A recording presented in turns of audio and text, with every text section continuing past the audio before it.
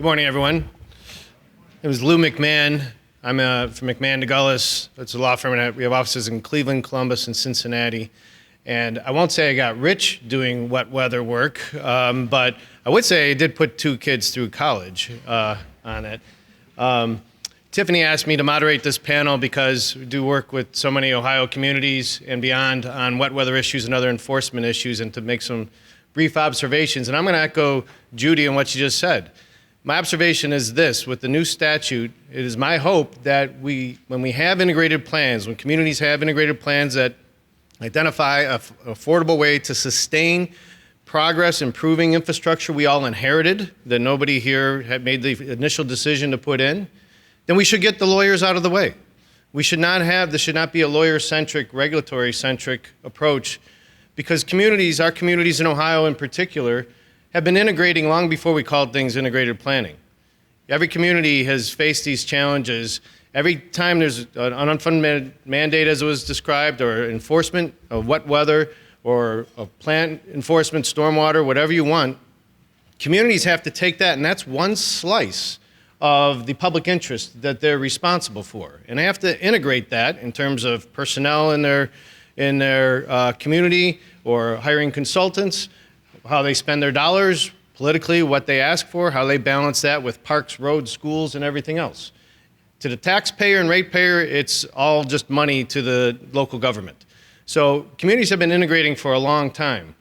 And to have now some regulatory space in statute that allows communities to set those priorities and holistically attack this, and have the ability to be flexible, to move at the speed, even at the speed of government. You hear about people talking about the speed of business. The speed of local government has horizons and needs great flexibility to go chase non-local dollars and tell your ratepayers you're getting the best bang for your buck. To get 2 for 1 or 3 for 1 on any project that you do, like a road resurfacing project. Are you doing the water line, the sewers, and the road at the same time to renew our cities? When we were negotiating the Cincinnati plan years ago, one of the lines that we had was, don't make us spend all our 21st century money on a 20th century solution to 19th century infrastructure. Give us some room to be flexible and look at new innovations and new technologies, new approaches, including green infrastructure, so that we can reinvent and thrive in the 21st century in an affordable way. And then we built that into the consent decree program in Cincinnati, and Marilyn Loader later is going to talk about some of the successes that came out of that. I am very pleased. First of all, I'm very pleased that we are ahead of schedule, which is great, and my intention is to keep us there, so I'll be moderating this panel, but I'm very excited. I've had the privilege of working in my career with all 6 of the communities that are going to be presenting to you, and they have some great successes to tell, and they have some even more important, in some ways, challenges and lessons learned to share. And they did this in the construct before we had the statute, obviously. These are things that have come forward since then. So when we let cities do what they do, when they have a plan where they can plan the work and work the plan, they are very efficient and very innovative and are able to get things done. And you're going to hear about that today. We are going to go in the order that is in your agenda. We're going to start with Mayor Mike Summers of the City of Lakewood. Then we'll have, and I will not be introducing them each time, so I'll ask Mayor Summers to come on up. Kyle Dreyfus-Wells, the CEO of Northeast Ohio Regional Sewer District. Elena Shockey, the Assistant Director of Sustainability here in Columbus. Mayor Holly Brinda of the City of Elyria. Mayor Daniel Horgan of the City of Akron. And Mary Lynn Loader, the Deputy Director of the Metropolitan Sewer District of Greater Cincinnati. This is a workshop, so you will have a working lunch at some point in that stretch. We will call time out. You get a chance to run to the restroom and grab your food and come on back, and we're going to keep going. We're going to save all our questions for the end. There'll be plenty of time for questions, but this gives everybody a chance to make their full presentation. So write your questions down, and we'll have plenty of time for questions at the end of all the speakers' presentation. So with that, it is my very great pleasure to introduce my mayor from the City of Lakewood, Mayor Mike Summers. Thanks.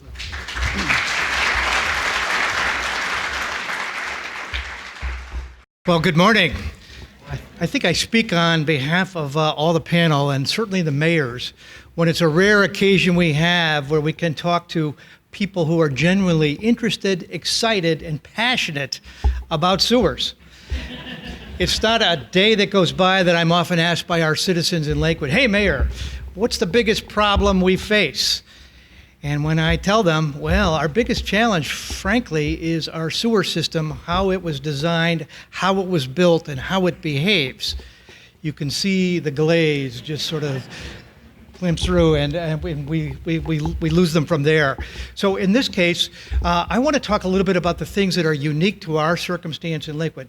We have many commonalities. The issues in Lakewood, by and large, are your issues as well. I don't want to dwell on those. So we're going to skip over quickly some important concepts. So here's some key factoids just to give you a perspective. Top number left, 51,000 people. Top number right, 5.6 square miles. Bottom number left, number 125. That's 19,300 municipal organizations in the United States. We heard that 1,400 of them have 30,000 people or more, but Lakewood ranks number 125 out of 19,300 in terms of people per square mile. So the fact is there's nothing quite like us in Ohio, nor most of the Midwest outside of downtown Chicago.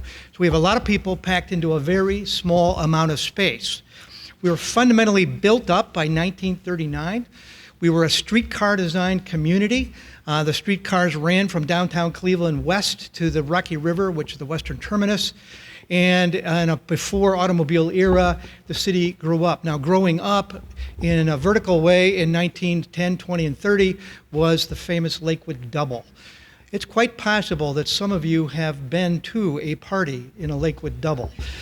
My bet is many of you have been to a bar in Lakewood. Now, another key number, second one from the bottom on the right, 14.4% poverty level.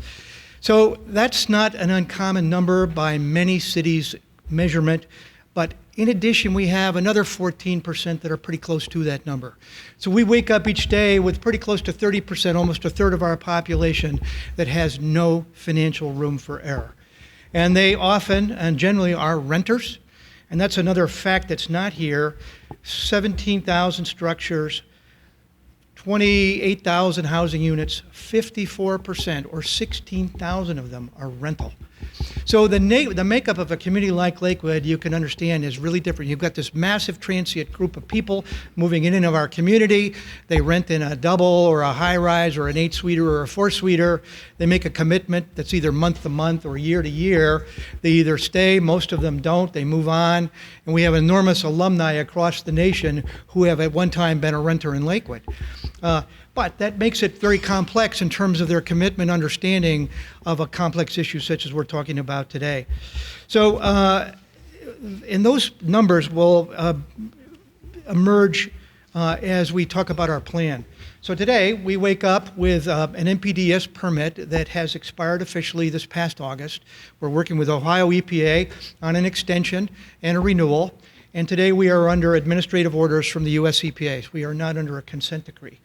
And we are working with the US EPA, our partners there, on reflection of this new law and how it might be entertained and enforced in the new era that we are in.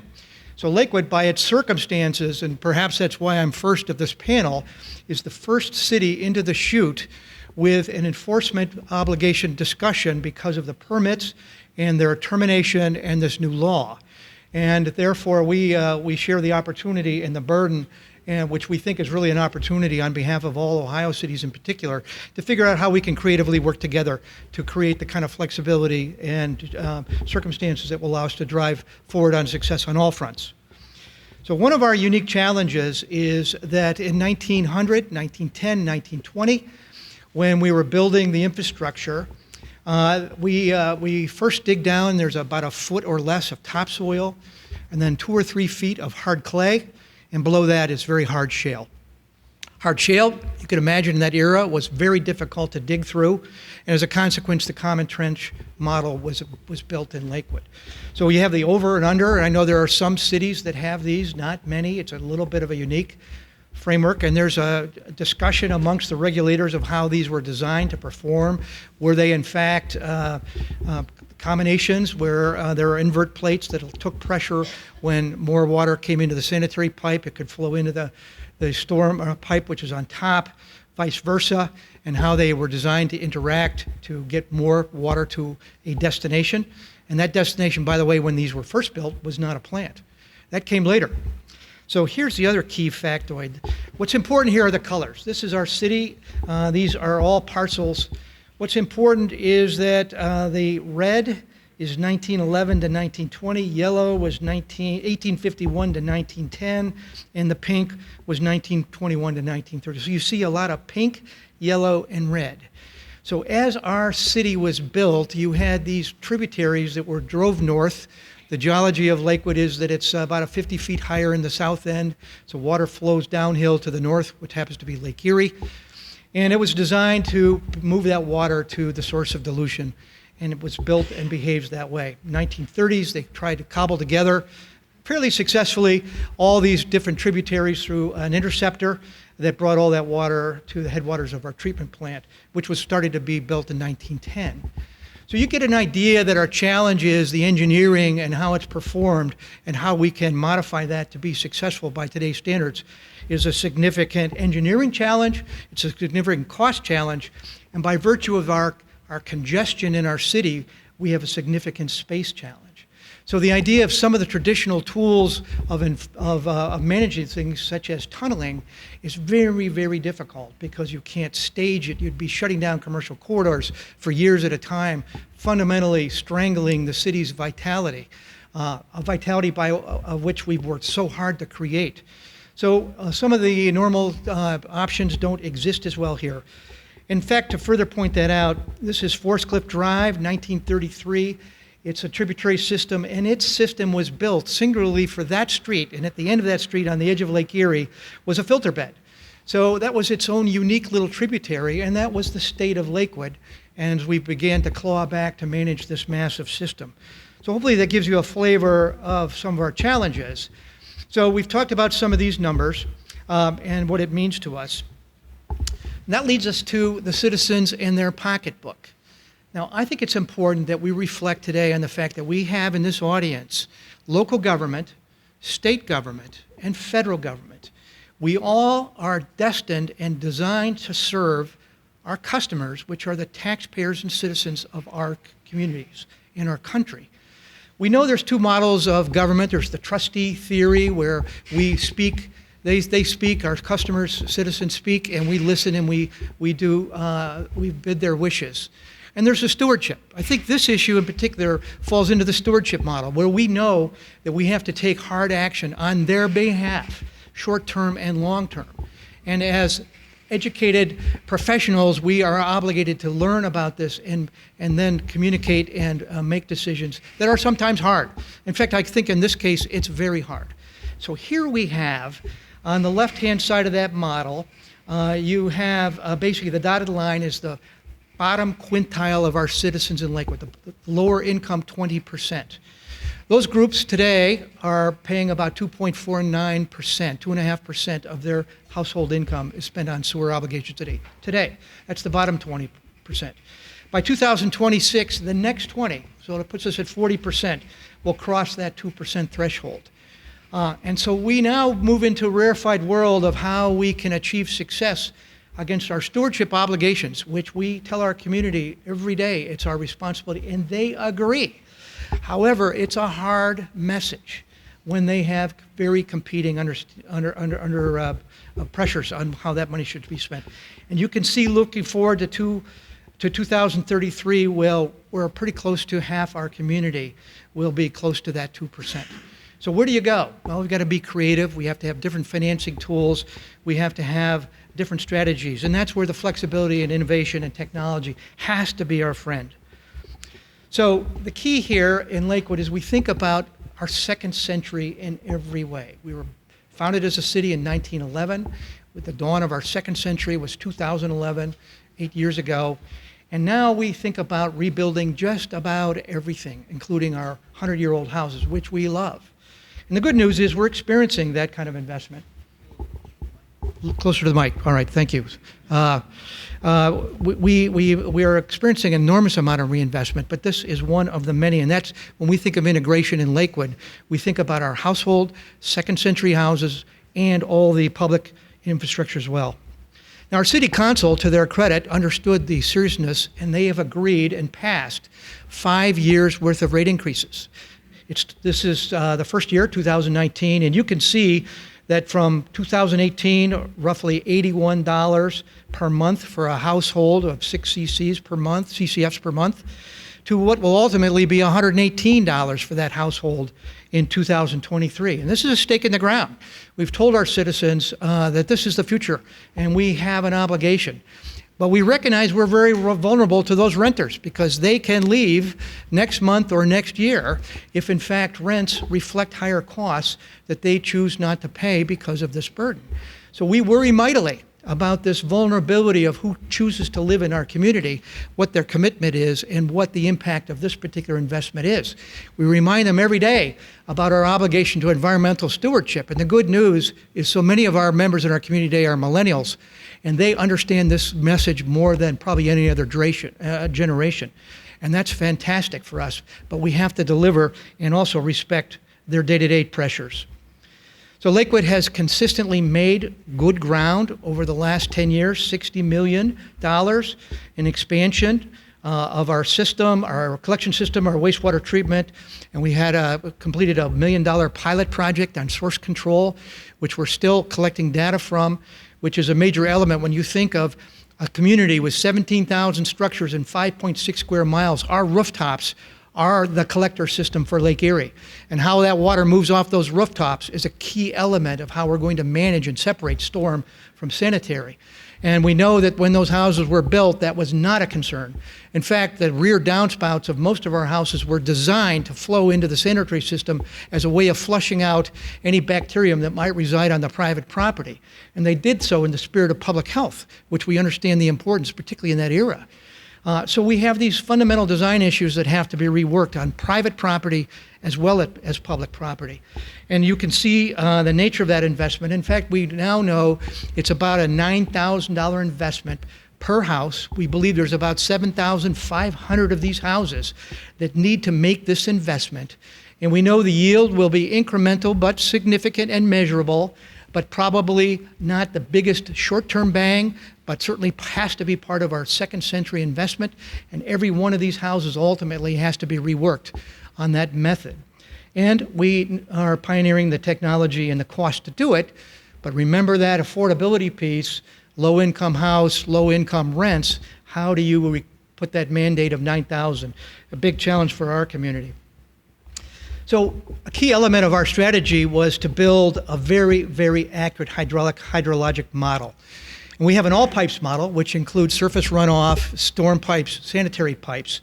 And we can very accurately manage simulations that allow us to determine under circumstances how the system behaves.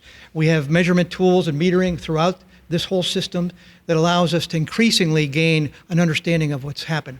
The important point is here, every shovelful, every dollar investment has to hit an absolute bullseye with the kind of limitations we have, both in terms of space complexity and affordability. And therefore, our plan is a reflection of a very, very complete knowledge of how this complex system cobbled together over a period of decades, a century ago, can in fact behave. But we know there's oftentimes unexpected consequences, and therefore flexibility is important to us to understand that what we thought, as accurate as this model is, there might be some circumstances that behave differently, or Mother Nature shifts gears and things behave differently, and we need to make adjustments. But a big part of our strategy is to reflect this modeling to make sure we hit absolute bullseyes with every dollar and every shovelful. So what we've submitted to our regulators, both U.S. and Ohio EPA, is a series of bundles of investments of about $25 million each over the next 15 years. And these plans will drive us to a very high degree of collect and treat, capture and treat, and also even higher degree of dirty water capture and management.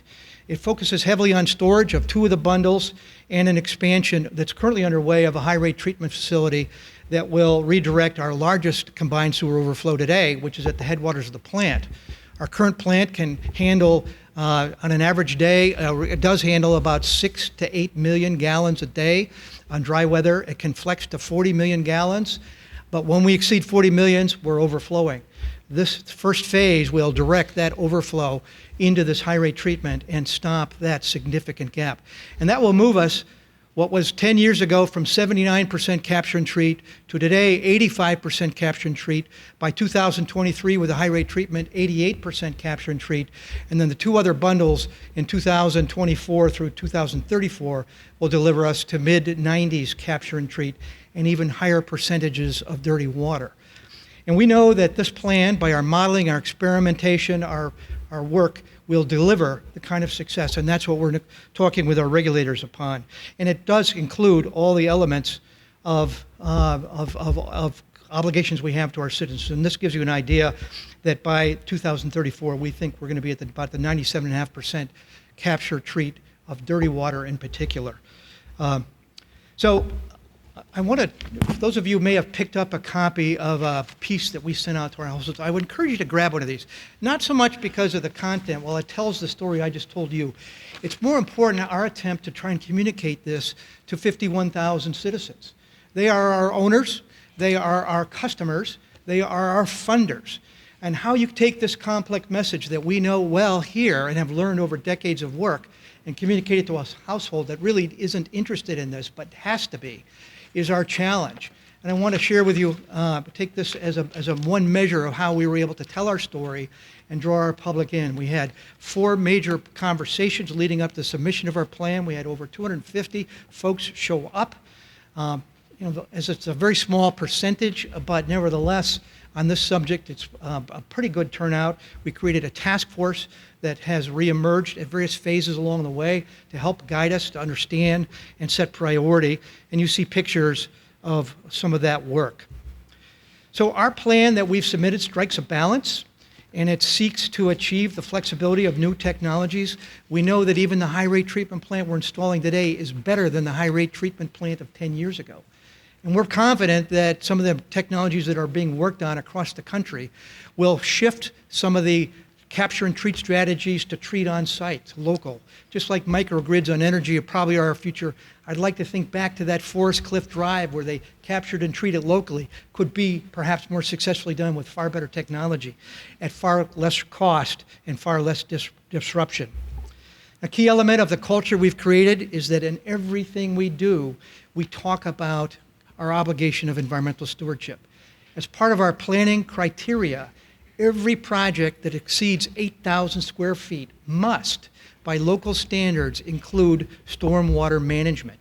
Here you see a McDonald's building a bioswale in their drive-through. You see parks and parking lots with pervious pavements and with bioswales. You see additional bioswales virtually everywhere you drive around our city, including all the new schools that have been successfully rebuilt. So it's just an expectation. Developers don't like it, but nobody gets a pass. And when they understand that nobody gets a pass, it's a lot easier to swallow. And we're able to successfully then make headway. So this slide is one of the last I'm going to talk about. It really sort of fuels the idea of integration as we think about it. It's about public safety in a vulnerable community that's surrounded on 2 sides by Cleveland, and all that it stands for are parks, which are the backyards of our renters, and this important element of their quality of life. It's about our street surface, 92 miles of roads in a community like ours, and our drinking water. Lakewood is responsible for managing its own drinking water system, and then, of course, our sewers. All those are the elements of integration, all being driven by those households at the top. That 22K household is in the first quintile, the bottom 20% of our households. The second, 50K, reflects the median household income of our community. And then, of course, we have other households that are at higher levels. But each of those might consume about the same amount of water and therefore might pay the same sewer costs. And we know the burden is not proportional to their ability to pay. And that's a major reflection of our challenge of how we can manage successfully our responsibilities. So a good example, finally, is Lake Avenue in Lakewood. It's 6-mile long or 3-mile long road, 2 phases last year, this year. Each phase, about $2 million last year, $6 million this year, built in a combination of surface work and sewer work. And this year's phase at $6 million accomplishes the goal of replacing the water main, replacing lead supply lines on private property to a certain number of houses, and then also completing an effectively a smooth surface, which was long overdue. So that's a trifecta of water, of surface quality for both cars, and this street will be striped for bikes, part of our multimodal obligation on energy stewardship and carbon and how we can also improve our health. All these are elements that we're driving increasingly towards a focus on the social determinants of health. These are key components of that. So when we think about our integrated plan, we also think about social determinants of personal health. In a community that engages health, and the infrastructure is part of it, by no means the only part. Community engagement, support, access to health care, transportation, navigation, and socialization, and other elements are key elements of an improved health. And I think we all understand, if we want to talk about another big entitlement cost we have, we know it's the $18 trillion in healthcare we spend in the United States that we can't afford, that ultimately, to beat that number, we're going to have to get healthier. And this is a key element of integration. So integration should include public health and personal health, and in Lakewood, we combine those elements. So we basically seek to spend $75 million. We've talked about that. Flexibility is key. And lastly, I want to share with you, this is a drone view of a June 21st solstice celebration in Lakewood Park. The folks standing at this place actually stand in what was once the city dump. If you could imagine that it was a time in Northern Ohio in particular where we looked at our lakefront in the worst possible light. So this landfill was our city dump. And over time, the leaders of our community recaptured it, created green space. And in 2015, we built this set of steps to sort of connect our citizens to this great resource of Lake Erie. And on the solstice day, longest day of the year, we come together as a community, hopefully with good weather. We watch the sun set at its northern terminus. And on these steps is actually a stainless steel line which shows where that terminus is. And it's a reminder of our place in the universe, the cosmos, and our obligation as stewards. So we're committed to this, and hopefully you get a sense of our challenges and our work on behalf of Lakewood and also Ohio.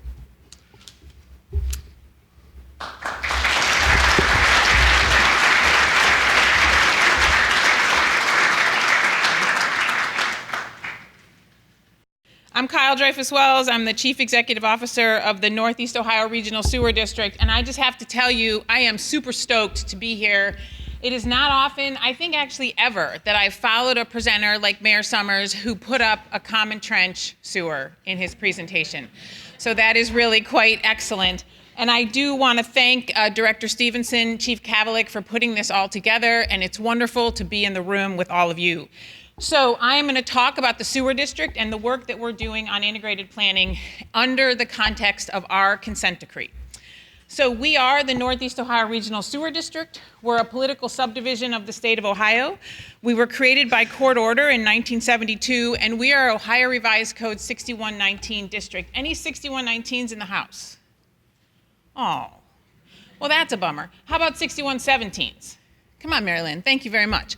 All right, very good. So we are separate and distinct from the city of Cleveland and Cuyahoga County, but obviously we work very closely with the city of Cleveland and the county, as well as our 61 other member communities. So we have a big service area, 355 square miles across 4 counties, Lake, Cuyahoga, Summit, and Lake, Cuyahoga, Summit, and Lorraine. Thank you, Frank Greenland, Director of Watershed Programs, right there. That is the sewer district aisle, right there. It's pervious and ready to have conversations. So the best way to think about the sewer district in terms of our relationship with our member communities is that we take care of the big stuff. On the sanitary side, we take care of the interceptor sewers and the wastewater treatment plants. And on the stormwater side, we take care of the streams, pipes, and culverts that drain more than 300 acres. The local governments have responsibility for the small stuff, the small sewers and the small streams. It is a great partnership that has been working incredibly well since 1972. So you see here that we own and operate the region's 3 wastewater treatment plants, including Southerly, which is the largest wastewater treatment plant in the state and the 12th largest treatment plant in the country. We have about 1 million residents in our service area. 90+ billion gallons goes through our plants. 330 miles of sewers. Again, these are the big sewers. The communities, as I'll talk about more, have much more sewer under their responsibility. And 476 miles of the regional stormwater system.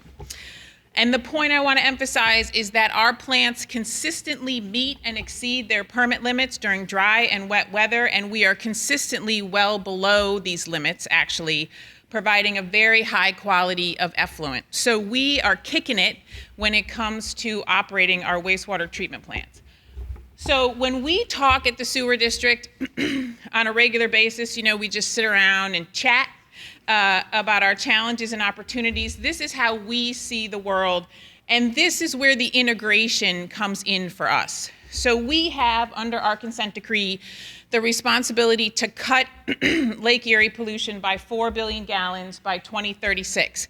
So Mayor Berger, where are you? 27 years? I thought 25 years was the longest. I'm super bummed about that. So, but congratulations on 27. So we have a 25-year decree, started it in 2011. That is mainly focused on bacteria, so E. coli control. But we also are focused on assisting local governments, our partners, to address all the Clean Water Act issues that are there beyond combined sewer overflow. Because at the end of the day, the good people of Northeast Ohio should not spend $3 billion on combined sewer overflow and still have stinky streams. That's the fundamental. We need to address all of these issues: sanitary sewer overflows, I&I, illicit discharges, basement flooding, septic systems, etc. And those are all the other Clean Water Act issues that we are focused on in terms of assisting our member communities. And then providing regional stormwater management and operating, as Mayor Summers so well articulated, operating in a region with declining population and increasing taxes and fees across the whole spectrum of what's going on in Northeast Ohio. The point that I want to emphasize from the very beginning is that while we don't have control and responsibility for all of the infrastructure, remember, we're talking about one customer, one source of funding, one watershed, one water body. So it's all the same customer and it's all the same Lake Erie. So we have divided our work into these 3 program areas. Obviously, operating our plants, fundamental to what we do. Our Project Clean Lake is our combined sewer overflow control program. We came up with a name for our program because Cincinnati had this Project Groundworks, and I was super pissed that they had a name and we didn't have a name. So we came up with a name and a logo, and we called it Project. We're cooler than Cincinnati, but then we had to call it Project Clean Lake. And obviously we've learned a lot from our good friends in Cincinnati. So $3 billion, 25-year CSO control, funded, and I'll just say entirely, by sewer fees. And we work with Jerry and the folks at DEFA. They are amazing support in terms of the work that we do. And then we have our regional stormwater management program, which is $41 million annually, focused on flooding and erosion, and it's funded by an impervious surface fee. I am not going to talk about our plants or our regional stormwater management program anymore today. I'd be happy to talk about it more. Frank Greenland, Director of Watershed Programs, as I pointed out, runs our stormwater program, so if anyone wants to talk about that, we'd be happy to talk about it. I'm going to talk about sewers, our consent decree, and how we're working to work with our member communities to address their issues as well. So here's our decree history. Project Clean Lake is focused on reducing CSO activations. It's an activation-based decree. When the sewer district was formed in the 1970s, we inherited 9 billion gallons of overflow in a typical year. That's what we walked into. I mean, I didn't walk into it. I was still in short pants, but we walked into that in the 1970s. And through the good work of the district, way ahead of the game. The district didn't wait for an enforcement action. The district didn't wait for a consent decree. We were working on combined sewer overflow from the jump. And that, until we came to 2011 with our consent decree, cut that by 4 billion gallons. And when we signed our decree, we were looking at 4.5 billion gallons of overflow in a typical year. We have about 122 CSO locations. Some of those go 80 times a year, and it ranges in that range for overflows. Under our decree, we're going down to less than 500 million, 500 million gallons of overflow in a typical year, depending again on the overflow location, 0 to 4, and it's a 98% level of capture. So that is our consent decree, and it's important, I think, to acknowledge that having a signed decree, we're 9 years in, adds a different flavor to the integrated planning conversation. So here we are in terms of status. We have 34 active projects. We have 4 of our 7 deep tunnels under construction. Where's Devonna Marshall? Devonna Marshall's our Director of Engineering and Construction, so if you want to ask her anything about how she's actually constructing these deep tunnels, she'd be happy to answer those questions. We did build the Mill Creek Tunnel before our consent decree was signed, so at the end of the day, we could potentially have 8 deep tunnels. So we have 1 tunnel complete, which is our Euclid Creek Tunnel, and that was $215 million to construct, Devonna, Devonna's like, yeah, whatever, give or take. And 24 future projects, $1.2 billion has been spent or awarded, and we have the sewer rate increases to prove it. I will talk about this a little bit more, but the good people of Northeast Ohio have never shied away from a rate increase. They haven't shied away from it in Lakewood, and they haven't shied away from it in our district. We have been paying for water quality since that river caught fire 50 years ago this year. So 2011 to 2016, 13% annual increases. We're currently in an 8.3% annual increase. And before that, since the 1990s, these rates were going up. So here's our progress. You can see that we are very aggressive in terms of getting out there and controlling that combined sewer overflow, because we're talking about Lake Erie, which is the drinking water source for, 11 million people. So by 2022, when the east side tunneling system is complete and online, we will have taken another $2 billion off of that $4.5 billion. And we are always looking for ways to advance CSO control, over control where we can. If we're allowed 2 overflows, can we get to 0? And for example, our westerly storage tunnel is on track to be completed 2 years ahead of schedule. And these being fast matters, because we're talking about a significant amount of combined sewer overflow control that we are controlling early and ahead of schedule. So again, I talked about our typical customer in our service area is currently paying about $65 a month for sewer. When you throw in water from Cleveland Water, our folks are looking at about $100 a year, $100 a month. Move to Cleveland. $100 a month for water and sewer. Now, this is an ongoing conversation. For a lot of people, these rates are very hard to pay for. I realize that we're talking about bringing additional costs to our community. So we have cost-saving programs to help our folks, and I'd be happy to talk about those more. But I just want everyone to know that the rates are at a point where people notice. People notice, and there's a lot of conversation, and the key thing is that we want to keep being able to fund this infrastructure. So again, I talked about our rate increases as we go into 2022 through 2027, which is we set our rates in 5-year bundles.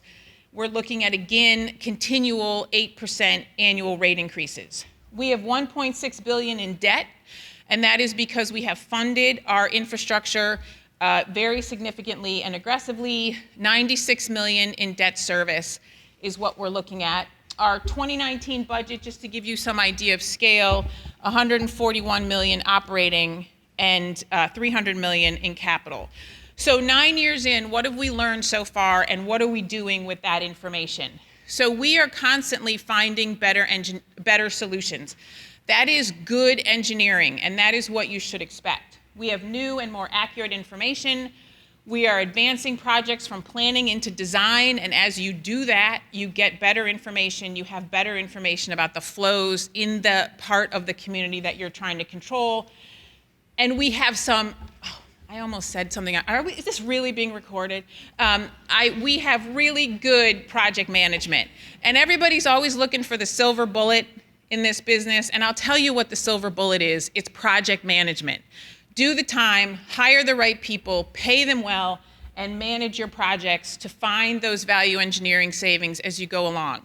Devonna and her team has already found $475 million in savings. You have to find savings so that you can control those rates and get the same environmental benefit.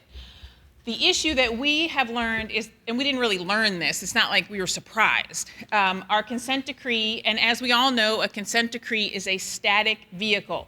So it makes better difficult. And that really is the crux of the conversation when it comes to integrated planning. It is just a heavy lift to change anything in that decree. And what we also know is that Project Clean Lake alone will not solve our region's water quality problems. Remember, one customer, one water body, same watershed. So we will have remaining water quality and public health issues, and we feel that that is not acceptable. So let's talk about where we're headed. So this is our service area again, 330 miles of sewers owned by the district. Our Clean Water Act obligation is to deal with those sewers and manage the wastewater treatment plants and take care of the region's legacy combined sewer overflow problem. But our member communities, all of our customers collectively, have about 3,500 miles of sewers. That's a much bigger number than the 330. And they have responsibility for the sanitary sewer overflows, the illicit discharges, the basement flooding, the septic systems, and all these other issues which are sources of bacteria and sources of phosphorus and sources of water quality problems. So the district has been looking at these issues for quite some time.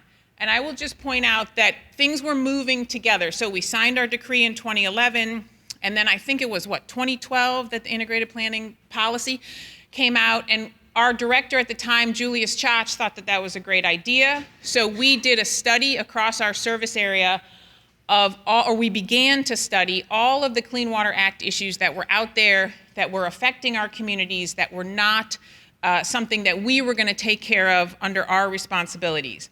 And so we began a series of sewer system evaluations and our early look at the problems across our region. Now you look at this and you think, that is the most beautiful picture I have ever seen.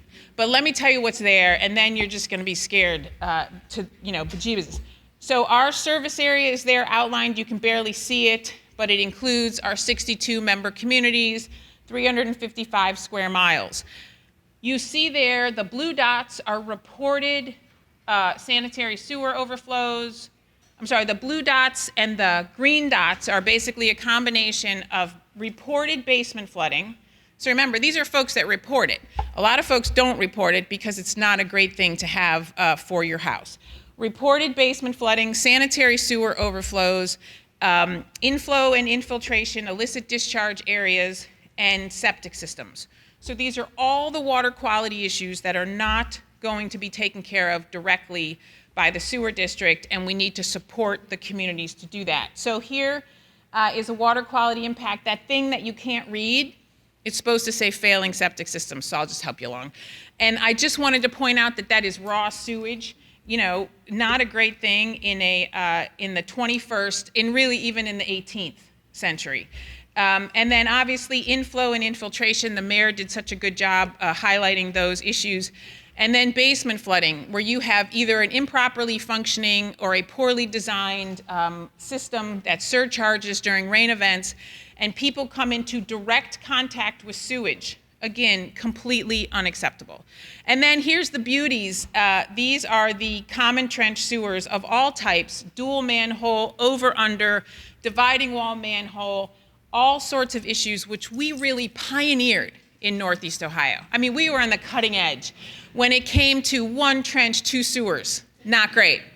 So that is a legacy issue, and you can see across our service area, the pale color is combined area, but then as you go out, you get areas, the red are separate trench with high inflow. Some of the newer sewers obviously have lower inflow, but we have both common trench, combined, and separate systems which have significant E. coli issues. And so here's really the deal. The yellow top of the bar is the impact from E. coli from combined sewer overflow. So we admit, and we're right there with you, that combined sewer overflow is a big source of bacteria. But once we take care of all that combined sewer overflow, we will still have significant E. coli loading from those common trench sewers, separate trench sewers that are leaking, basement flooding, and all these other issues. This is what we are trying to take care of through our integrated planning approach. So we have developed an investment program where we're looking, and we're currently in conversations with Ohio EPA and US EPA about this, to target $100 million of consent decree savings and repurpose that money to address these local water quality problems. And remember, that's the floor. So we are offering to put this into our consent decree as a requirement for things that are not our responsibility. So to address water quality and public health issues, fund infrastructure projects through a matching grant, and prioritize those based on water quality, public health, and environmental justice. The purpose of this program is to help our member communities, our partners, our ratepayers, same water body, to right-size their sewers to eliminate basement backups, to construct new sewers to deal with failing septic systems, and to remove improper connections from illicit discharges. These have direct and immediate benefits for public health and the environment. So we are piloting this through something called our Member Community Infrastructure Program, and the response from our member communities has been amazing. And this just shows you the communities that have stepped up with some of their own funding, taken our technical assistance and our matching funds to do sanitary sewer removal, sewer separation, illicit discharge control, I&I, across our service area. And I'll just give you an example of one, because I can't have Mayor Summers be the only one that puts up a picture of, dense streets with old sewers. So this is in Garfield Heights, which is a community that just recently came out of fiscal emergency. They have common trench over-under sewers in this neighborhood. They basically went through and replaced their sanitary and storm sewers. We provided $1.7 million in funding. They provided $2.2 million in funding and took care of this problem. So we're also continuing our sewer system evaluation studies at $40 million to provide that technical assistance to the local governments. And this is really the sum up on our CD modification and integrated planning. It is the better use of ratepayer dollars for water quality and public health with a laser focus. So remember the 1970s, bell bottoms, big cars, gas guzzling, 9 billion gallons of overflow in a typical year. It came down to our consent decree when we signed it in 2011. Under our current decree, 500 million gallons of overflow remaining. Under our proposed modification, the same number of overflows, the same percent capture, and the same protection of designated uses. And we just want to repurpose that money to better help our community. So here's our lessons learned. Engineering takes a minute. Planning, design, and constructing takes time. And we need to have the room to learn as we go. And that flexibility is important when you're working in a partnership. Our existing decree makes this integration difficult, but not in any way impossible. And shared responsibilities for the region's sewer infrastructure also adds challenges in terms of how we are structured as a 6119, and it is important to stay laser focused on the ratepayer. Same customers, same receiving bodies, and same watershed. So that's it. I appreciate your time. Thanks, everybody.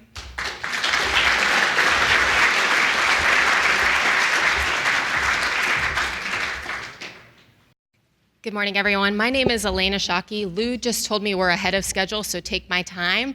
That's dangerous when you're talking about the city of Columbus. When Tiffany and Lou came to us and said, would you like to present on this panel? And this is what our goals are to kind of provide some lessons learned in the integrated planning process. I said I could talk for an entire day about all the lessons learned that we have. So we have tried to narrow those lessons to 20 minutes of content. And wanted to briefly, as I get into this, just say, I think, what Director Stevenson said this morning, and then what we heard again from Judy and from Mayor Berger really resonates for the City of Columbus. We have found that in our work with Ohio EPA, that it really truly has been a partnership. We've looked for solutions together, and Ohio EPA really does mean it when they say, let's come to the table and talk things through.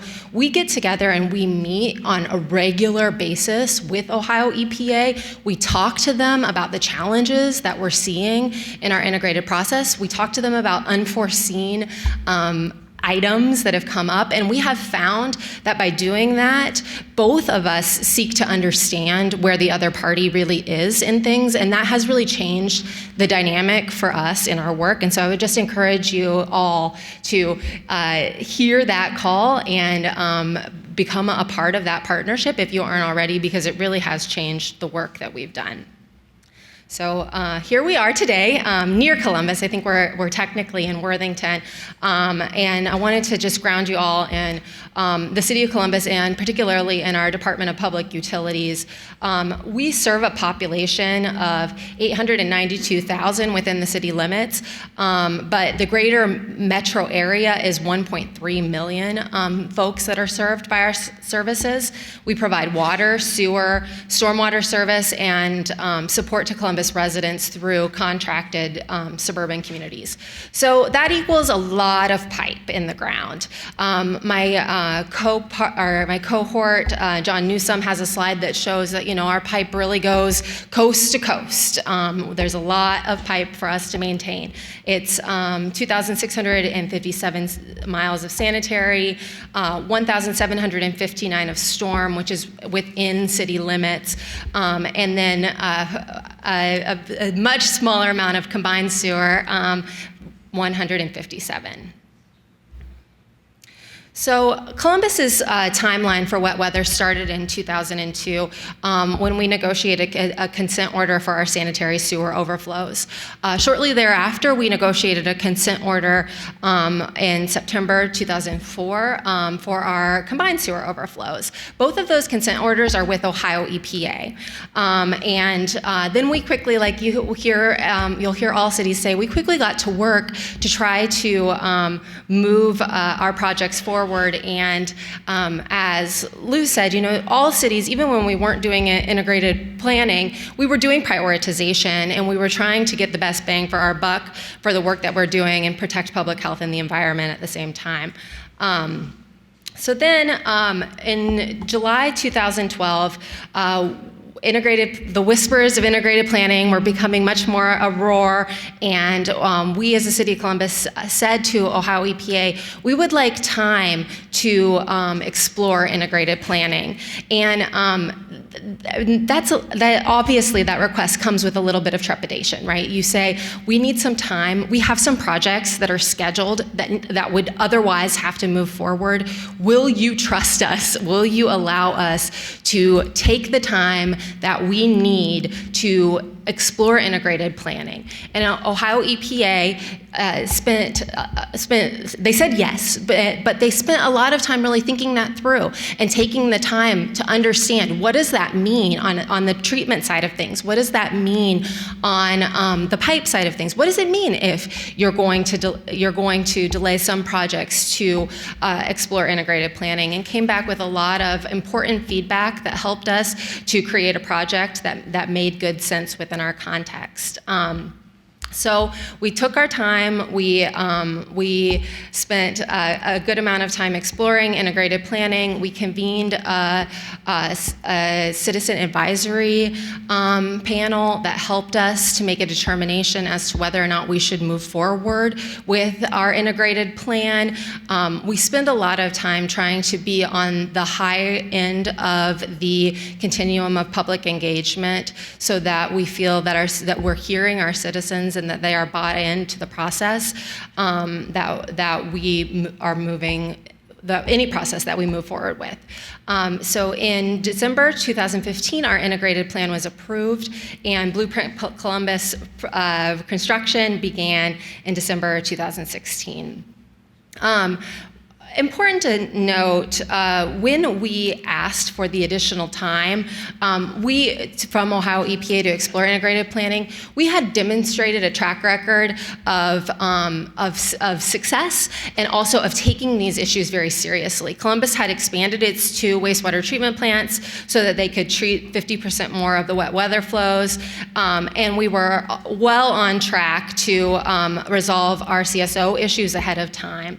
The biggest remaining issue for us was addressing sanitary sewer overflows.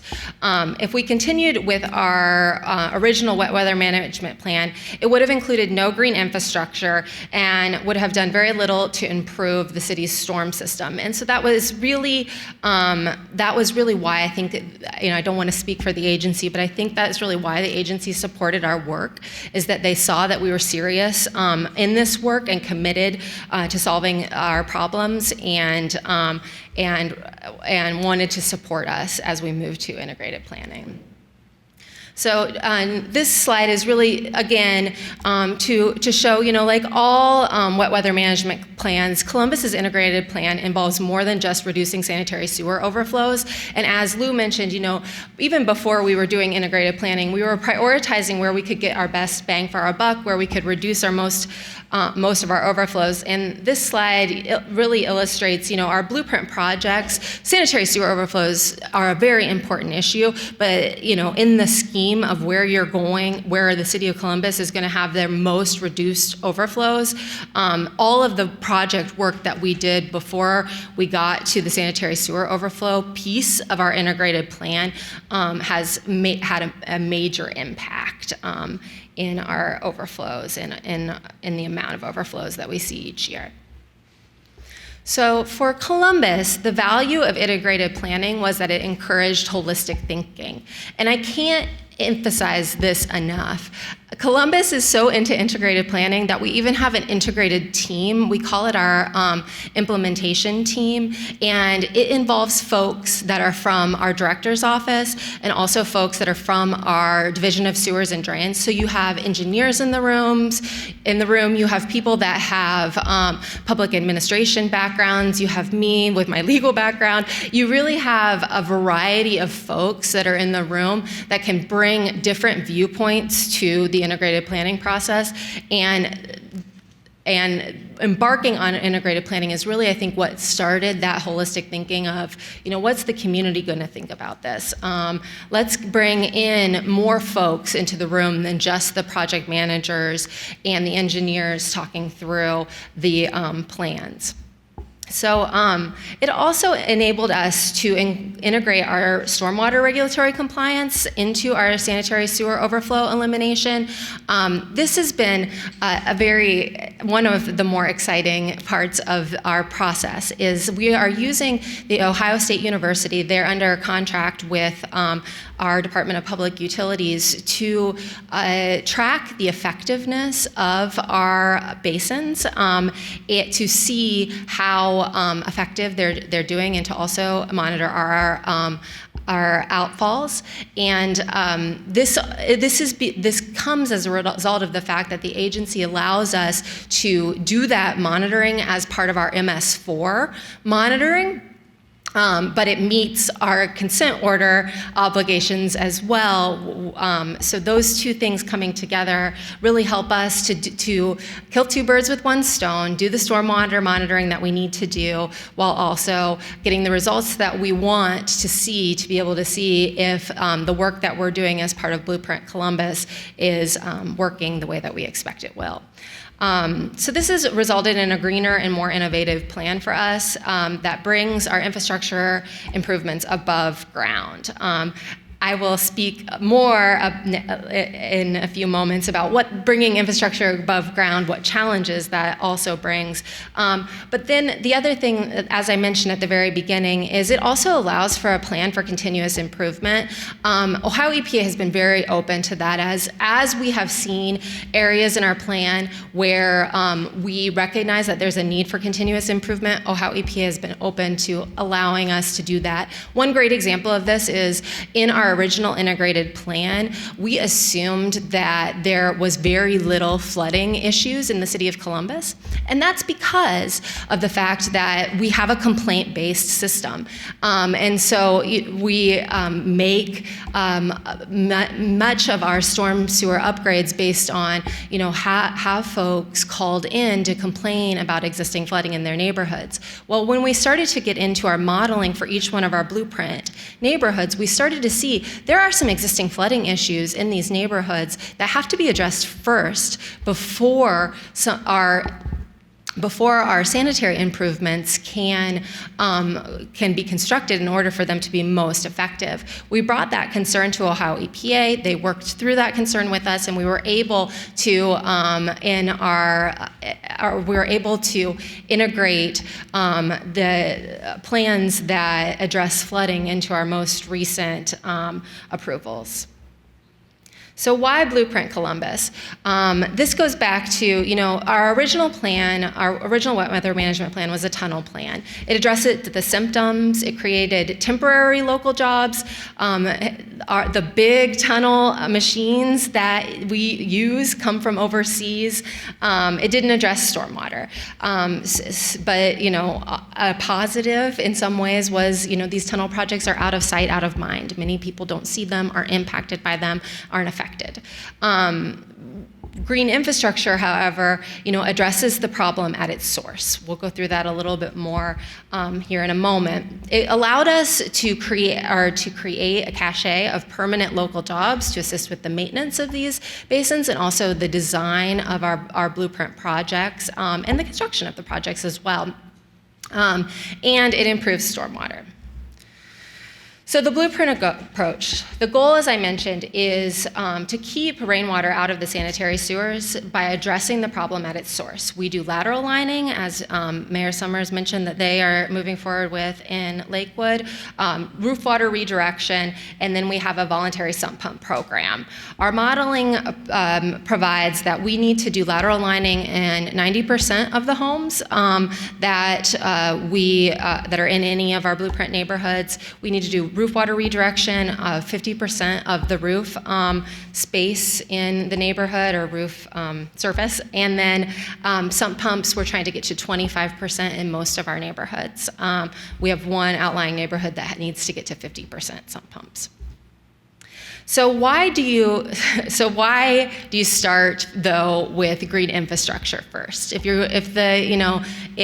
addressing the problem at its source is really the lateral lining, the roof water redirection, and the sump pumps, why do you do green infrastructure first? It's to avoid this situation, which is a Seattle example where they did lateral lining and roof water redirection first. It caused flooding in the street. And so that's really why we install rain gardens first, so that before we seal up the sanitary system, that we have somewhere for the water that previously was going to the sanitary system to go, and that's out to our rain gardens. So our goal for our rain gardens and our green infrastructure in general is to improve our stormwater discharges. We set a goal for ourselves in our integrated plan to have a 20% TSS reduction in our blueprint communities. Our rain gardens slow the flow of the water down and prevent it from overwhelming our system. They also filter and clean that water before it enters rivers and streams. In our blueprint toolbox right now, it's an ever-growing toolbox, but right now what's in our toolbox, we have behind the curb basins, which are the ones that are kind of right there up in the left-hand corner. We have regional basins, which are the ones kind of in the center. We do pervious pavement, and we also have bump outs. This is a map of our blueprint project, and you can see there are 21 project areas, and we're covering 18,000 acres. So how do we go about the blueprint process? That was the what. This is the how.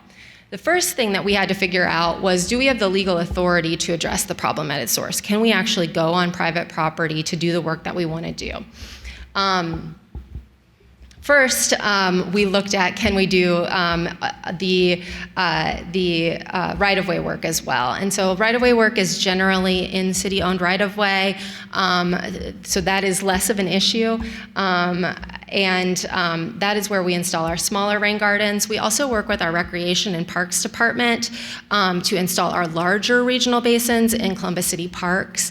That requires a lot of coordination. Parks exist primarily for recreation.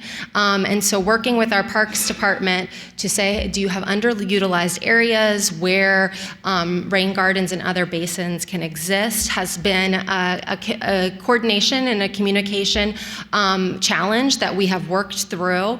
But that's, in the category of lessons learned. Don't expect that all of your departments are going to work perfectly well together at the very beginning. You're going to have to socialize issues with them throughout the process. As well, we use land bank properties, and so this really adds to the value of our program. We install regional basins on land bank properties. These are vacant, abandoned parcels. In some neighborhoods, we have more vacant and abandoned parcels than in others, but it gives us an opportunity really to partner and collaborate with other or with local communities for things like local food gardens, for public art, things of that sort. So, as I alluded to before, one of the things that we had to work through was what is our legal authority on private property.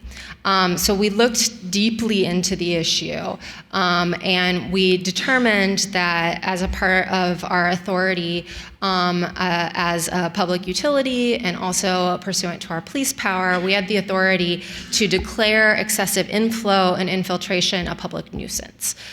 So we passed an ordinance that gave our director of public utilities the authority that first found that excessive inflow and infiltration is a public nuisance, and then gave her the authority to designate areas where excessive inflow and infiltration exists, and then address that public nuisance. So in each one of our areas, we send out a designation order to the area saying to the community members, we are designating, first we're proposing to designate, and then after the proposed designation order, we move to a final designation order. We're proposed to designate your area as an area that has a public nuisance where there is excessive inflow and infiltration in your community. They have the opportunity to appeal that decision, and then we work through the appeals process. So far, all of our appeals have been about green infrastructure. They have not been about actual private property authority, and so we have not yet really tested that private property. We have not yet had to go through an appeals process that tests the private property administrative authority. So then we move into implementation. So the ordinance allows our Department of Public Utilities to go on to private property to investigate existing conditions, take corrective measures, and do post-implementation and inspection. It does that, though, with under very clear circumstances. So we're required to provide the owner 5 days written notice of our requested entry. The folks that go on wear badges that make very clear that they're Department of Public Utilities contractors. And as I'll talk about here in a moment, we have no interest in really testing this authority if we can. So we go over and above to provide notices to folks in advance. If someone comes to us and says, we don't want you on our property, heck no, as long as we can still meet our obligations, which we have been able to date, we take them off the list and we say, we're not gonna go on this property. We can still meet the goals that I mentioned to you before, the 90% lateral lining, the 50% roof water redirection without touching your home. So our goal is really to work with the community, but we do have this regulatory authority in the event we need to use it.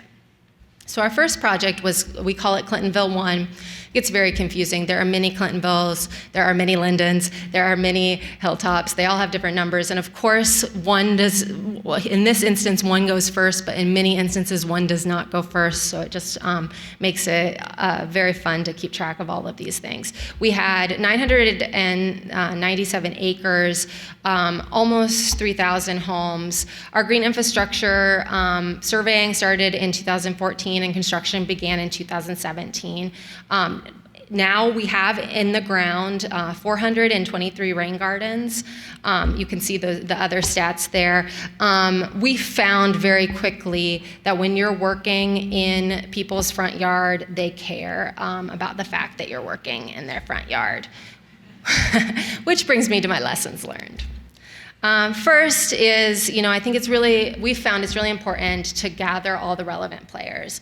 So I've mentioned most of these relevant players already, but when you're doing this type of work where you're bringing infrastructure above ground, the design engineers have to work kind of across many different areas. They have to coordinate with the Public Service Department, right, which is our department that does our roads and our road resurfacing. They have to work with them to see, can we do, as Lou mentioned, the three-fer if possible, right? Can you do your division of water work, your division of sewer and drains work, and your public service work all at the same time so that you're not tearing up a neighborhood over and over and over again. That coordination is really difficult because while Blueprint Columbus has a schedule that we know exactly where we're going to be for the next 25 years, the Department of Public Service relies a lot on gas tax funds and on other funds that you don't always know what exactly you're going to get. So they put together a 3-year schedule for their road resurfacing.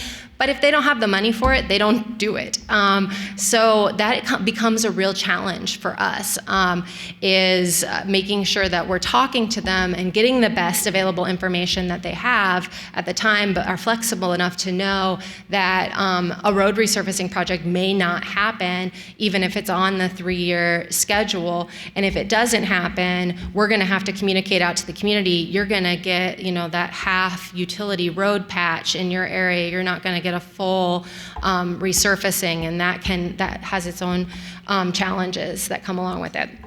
I mentioned our Recreation and Parks Department. City Council is another important actor for us. Anytime we legislate anything, it goes through our City Council. So explaining to them, what the value is of this project and why they're hearing what they're hearing from their local residents is really critical.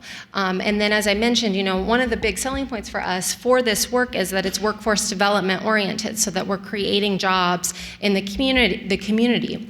That becomes a really important lesson learned for us as well. As Kyle mentioned, engineering takes time. So we began very early in our process with the workforce development program. We started way too early. We trained a bunch of people up to do green infrastructure maintenance, and there was no green infrastructure maintenance to be done.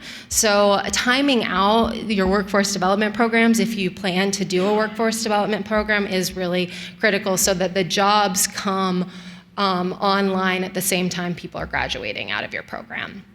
So, talk to Jerry early and often about your projects. We're lucky in the City of Columbus. The way things work is our project managers put together their schedules. It's in our PMIS system. It's all there. Then our fiscal unit takes it and presents it over to DEFA, and they work very well with DEFA to nominate the right projects at the right time. It's something that I don't have to deal with much because it's a pretty well-oiled system.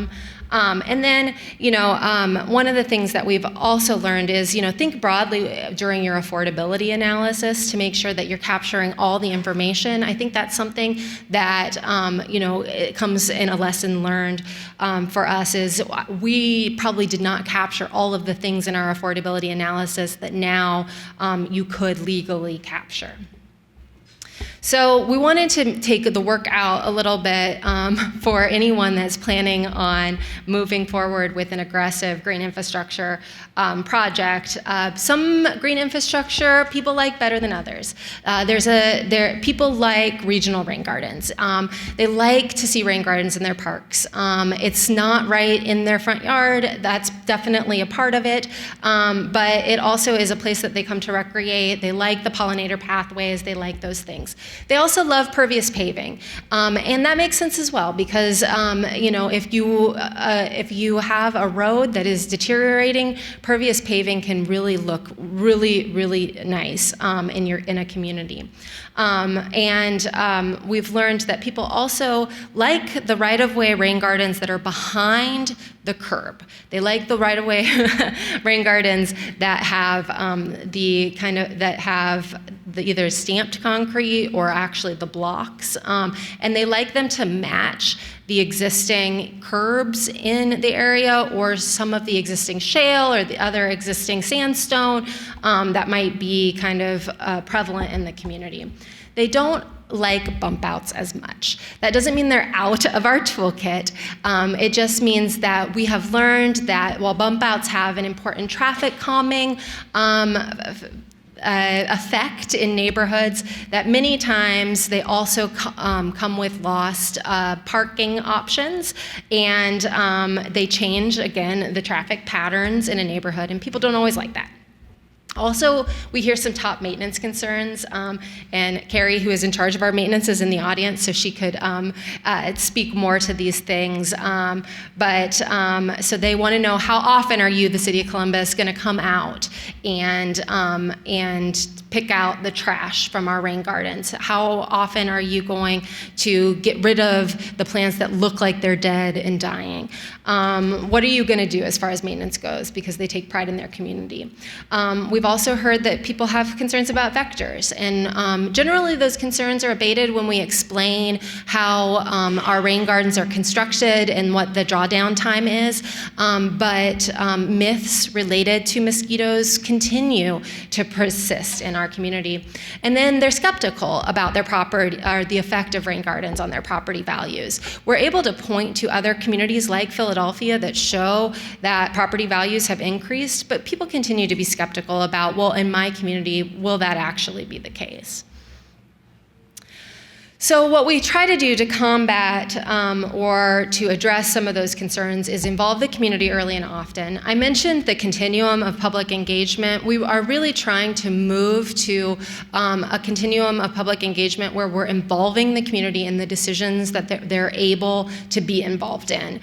And when they can have a say in something, let them have a say in something. When they're unable to have a say because technically these features have to exist in the design, then we want to communicate well with them about why those features have to exist where they have to exist. And so we do that with a change in our communication process. We call this moving kind of towards what is almost a social work model, where if someone has a concern about a rain garden or a pervious pavement installation in their area, we really try to work through with them, take them through our process. We do site visits, we do field markings. We really try to get folks involved in the process early on so that they can understand what is going to happen in their community.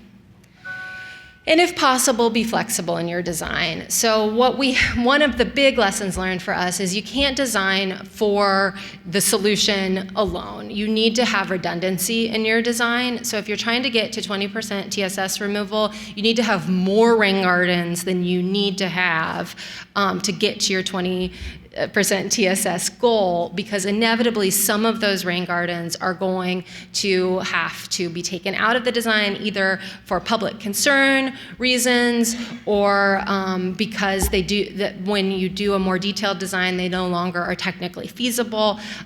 So if possible, being flexible in your design and leaving time in the process to discuss designs with residents is critical.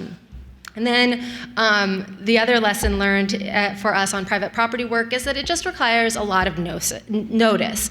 So like I said, we have this regulatory authority. We will use it if we need to use it. But in general, we want to work with property owners to access their site so that we can do downspout redirection and lateral lining, which requires a lot of communication. So you can kind of see what that communication is. We do a 2-week notice. We do a 5-day notice. We do a one-on-one resident site review if the resident will take us up on that. Some residents say, I don't really want to meet with you. I'm comfortable that you're going to do okay on this thing. Just keep moving forward. And then we do a 1-week private property work summary, 48 hours before we're going out. We let them know, and then we notify them of work completion. That's not to say that sometimes we don't still surprise people. I had an employee, luckily it was an employee, a city employee, who said, I looked out my window at 8 a.m. and I saw a guy on a ladder inspecting my downspout. I don't really want to see a guy out on a ladder at 8 a.m. in the morning inspecting my downspout. Why didn't I get notice? And we looked into it. He did get notice, but if we're honest with ourselves, many of us don't actually pay attention to all of the notices that we get. So those types of situations still happen where you do everything that you can to give folks notice, and they still don't read the notice, they don't understand what the notice means. You move forward, and then they're shocked to see somebody outside their window. What made that worse was it was the bathroom window. And then lastly, good public outreach for us has been invaluable. We have a really interesting team. We have somebody that has a public health background. We have someone that has an education background. We have someone that has a public administration background, all on our outreach team. And I really think that leads to a really a unique team that's able to speak well to the community about the goals for our project and what we're trying to do. But the other thing that a public outreach team does is it reduces the burden on the project managers so that they can focus on design, and it also helps to have one stream of communication. So we learned early on in the process that our project managers are wonderful people, but they sometimes will give residents whatever they want so that they can go away. Or I know this is being taped, so I should say something different than that. So that they will stop, so that their concerns will be abated. And so as a result of that, we have decided the public outreach team is critical to kind of having a consistent message, treating people consistently across the board. So if you have any questions, please let me know. I know I've focused mostly on the implementation side. I know Columbus is a little bit further along than many folks, and I'd be happy to share my insights.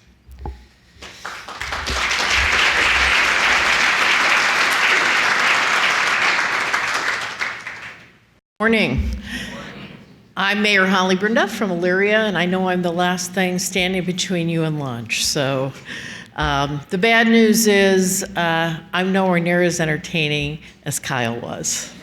I'm more like Bob Newhart, so I'm sorry in advance.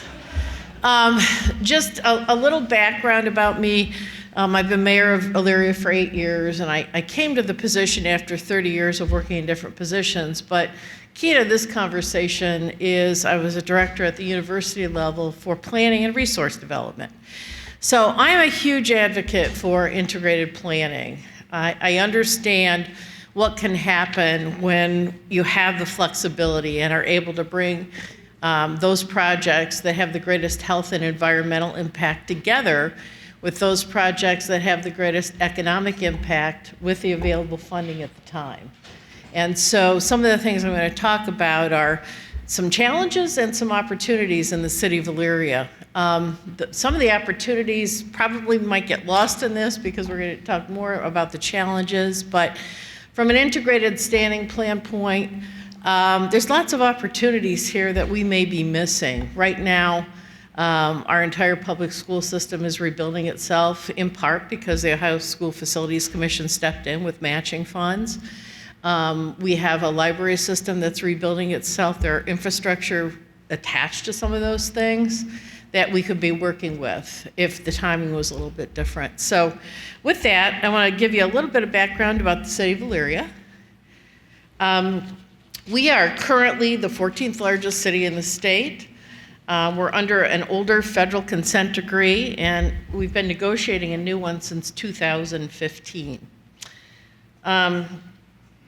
The complex nature of our sewer system combined with financial concerns have made negotiations difficult to date, honestly. And fully utilizing the framework advanced by Congress and the new statute facilitates flexibility that we need for cities like Elyria. We are 202 years old. We're an original legacy city in the Western Reserve, and as you can imagine, we have aging infrastructure. The flexibility allows us to respond to changes, leverage other available funds, and integrate projects with other needs. A move away from the federal consent decree covering all aspects of the Clean Water Act obligations towards greater flexibility available through state permitting would allow opportunities to move nimbly and respond to changes, avoid getting bogged down in court modification processes, work with the agency who knows our opportunities and challenges best, and facilitate cooperative federalism rather than federal micromanaging. As I said, we were founded in 1817. We just celebrated our bicentennial in the city of Elyria. We're the Lorain County seat. We're part of the greater Cleveland metro area, a few miles from the city of Lakewood. Our current population is 53,881, so we're a little bit bigger than Lakewood, but we're more spread out. So we're about 20 square miles, where Lakewood's about 5 square miles. Historically, we're a manufacturing center. We're still a manufacturing center. We have over 80 manufacturers, small, medium, and large, in our community. We're situated at the fork of 2 branches of the Black River. We have a city-owned wastewater treatment plant, sewer collection system, stormwater collection system, and water plant on Lake Erie. And we're currently in enforcement negotiations with the US EPA and DOJ, subject to a 1986 US EPA consent decree. There are some key challenges, as you can imagine. Some have to do with our demographics, our aging infrastructure, and our regional competition. In Elyria, affordability is a huge issue. Our median household income is $42,067, and if you relate it to the national median household income in 2010, that represented about 91% of our population meeting that. In 2018, it's about 67%. Of our school population, depending on the school, they range from 44 to 93% on free or reduced price lunch. So on average, we're in about the mid-70s in that area.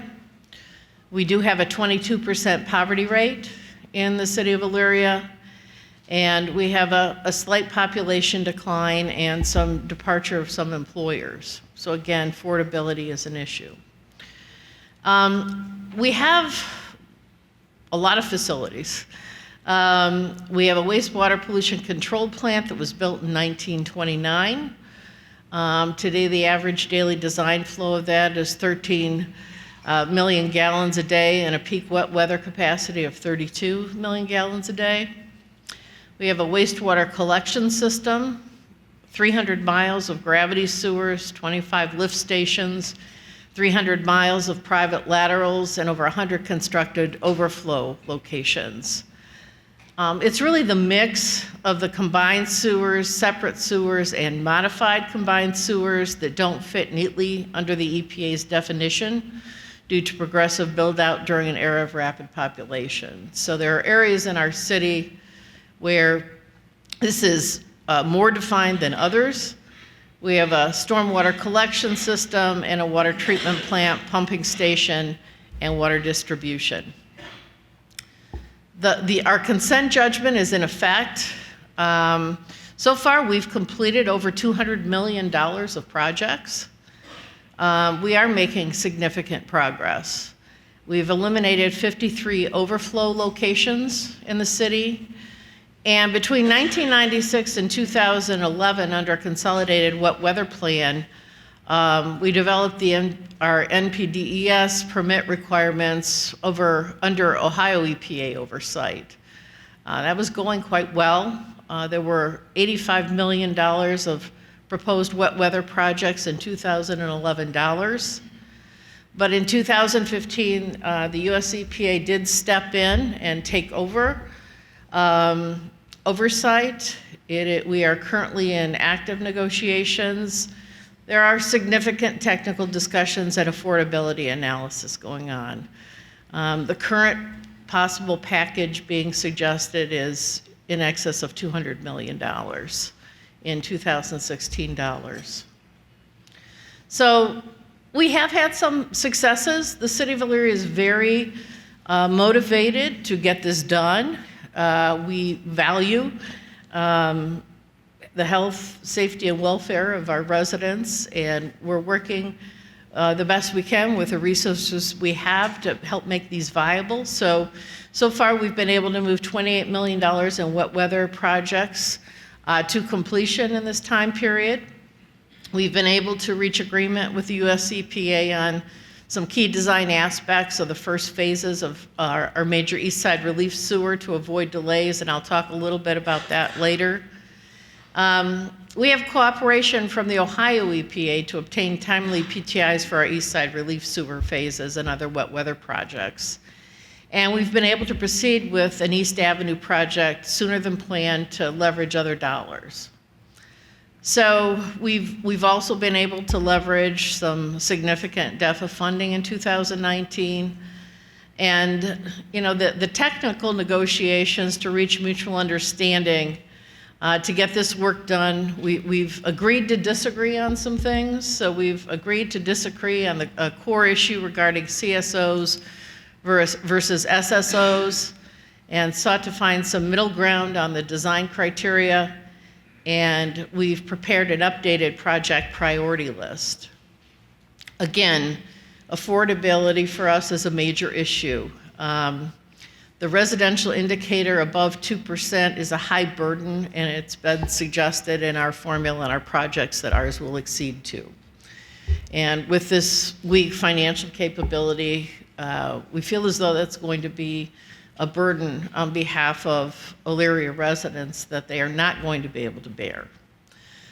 Some of the technical issues, classifying modified combined overflows as SSOs rather than CSOs, or determining a third group, has been part of the conversation because it triggers more stringent design criteria that sometimes are unrealistic, causes the agency to give affordability concerns less weight.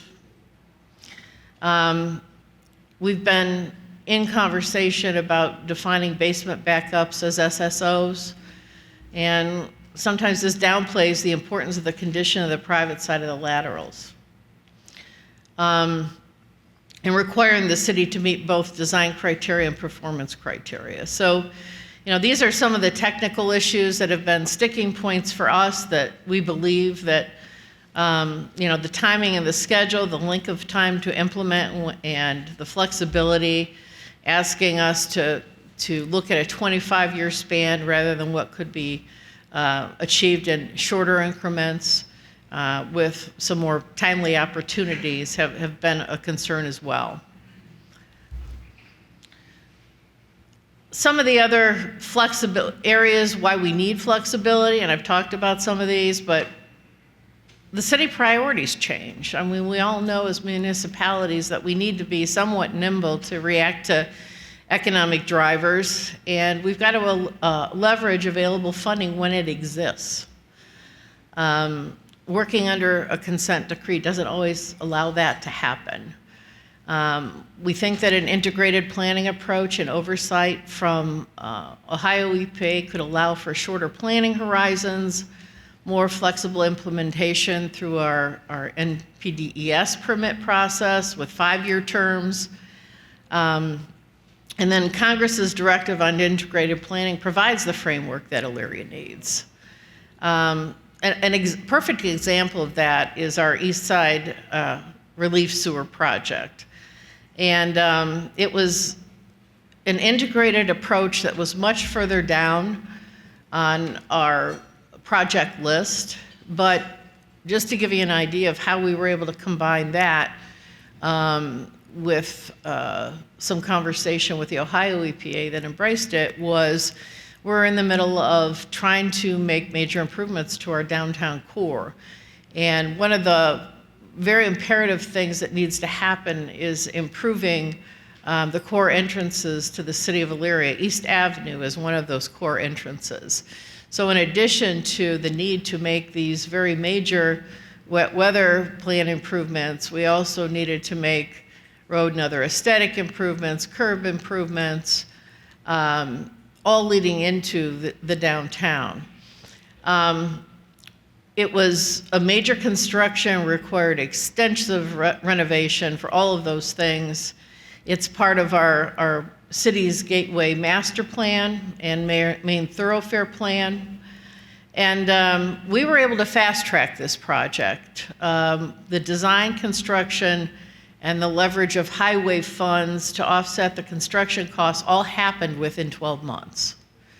And this project is an example of what would not have happened had we not had the blessing under our permit. We leveraged other funding and met the city's master planning goals. The street improvement all got done, the paving, the curbs, the parking lane. We avoided tearing the road up twice. That's another issue. We've got green infrastructure, co-benefits. We got the swales, the beautification, the canopy.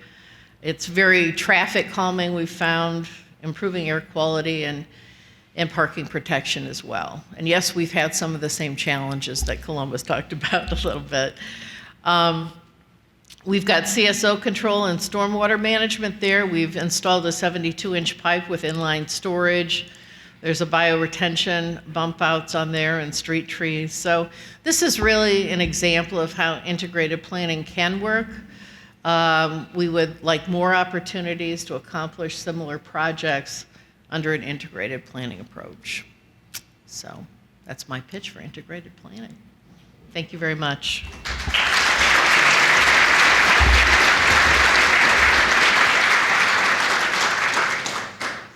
First, I want to say thank you for having us down here. I think what you're going to see through a consistent theme of all of us when it comes to cities and the sewer districts, we're all facing the same challenges.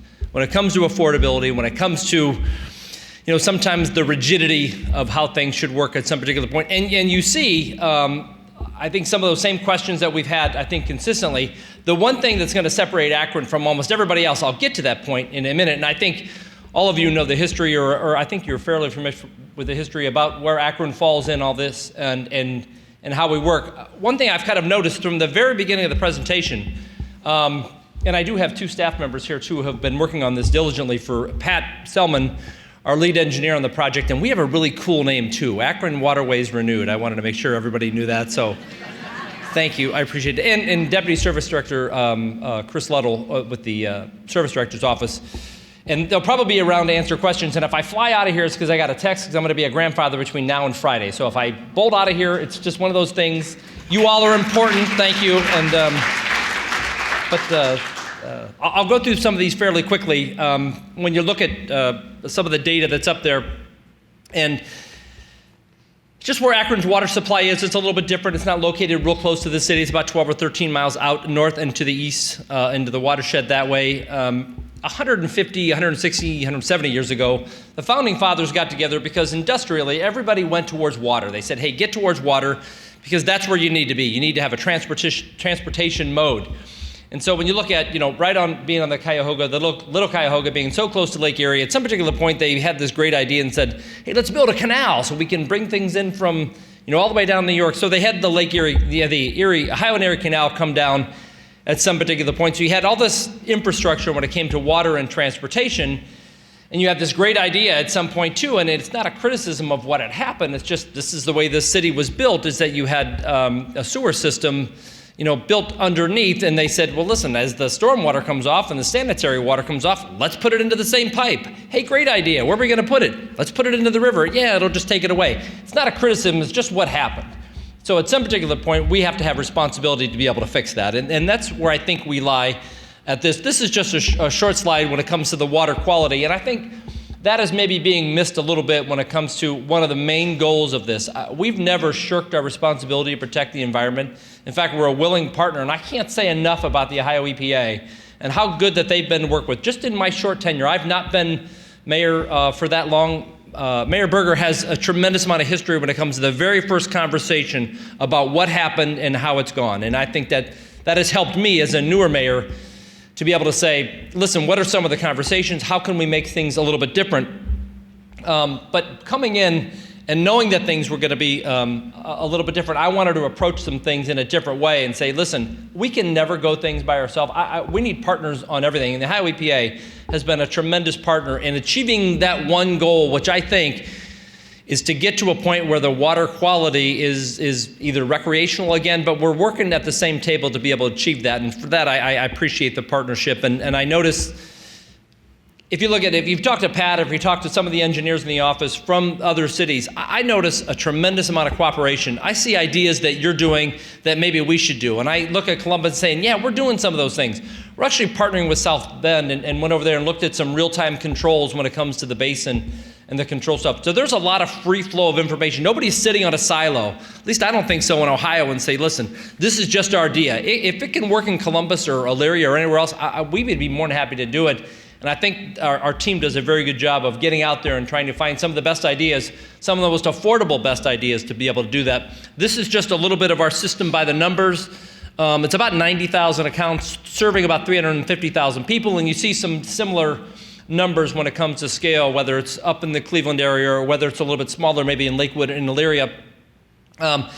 Right now, we're at north of, we're just about $700 million into the project of a total of about 1.14. The goal for me, and always has been, and it's the number one question, how do you keep bringing that number down? Because affordability is not only because of our rental and home occupancy rate is about 50-50, it's also an economic development tool. I know companies who have moved out of Akron because they don't know what their water and sewer bill is going to be at some particular point, maybe 5 or 10 years down the road. We had a significant increase over a 10-year period, about 269%. And that's 269% that did not come from anywhere else. I think we had one project in RAC 14 or RAC 40 over on Cauga Street that had a little bit of federal funding. Our original consent decree filed in 2009, updated in 11, entered in 14. And if you look at the difference between the consent decrees of different communities, and this is the thing that probably has bugged me the most, is that I think there's an equal protection argument in there somewhere. Our accelerated program, signed and entered in 2014, and all requirements are by 2028. That's 14 years. That's not slamming on the brakes. That's throwing on jet fuel onto a $1 billion project onto a community. Our whole process has been, how do we stretch that out? I'm extremely thankful to get some of the 45-year notes and to be able to and do those things and the financing options. I actually think it should be 75 or 100. The life of the asset is hopefully 100 years at some particular point. I think my grandchildren and great-grandchildren should have to pay for this. You've smacked it on probably 2 generations to be able to afford it, and that's pretty quick to be able to do those things, but we're actually paying for, I think, 150 years of industrial policy. It's not a criticism. We have to fix it, and I don't think we're shirking that responsibility. The construction side, I have no problem with the timetable. I think we can do that, and we're on track to do it. I think on the payment side, I think extending those out as best we can would be able to help. Our original consent decree, if you can see, we had 5 sewer separations, 10 storage basins, and 2 tunnels.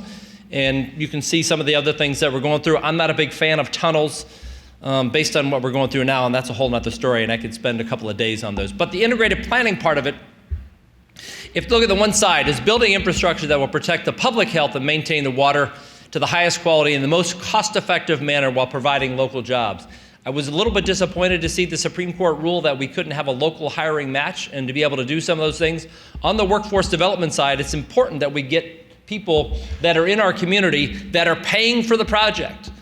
Literally almost all of the project need to be able to have an opportunity to be able to get those jobs too. So we've tried to match up some of those programs into getting kids into trades and coming out of high school to be able to do some of those things.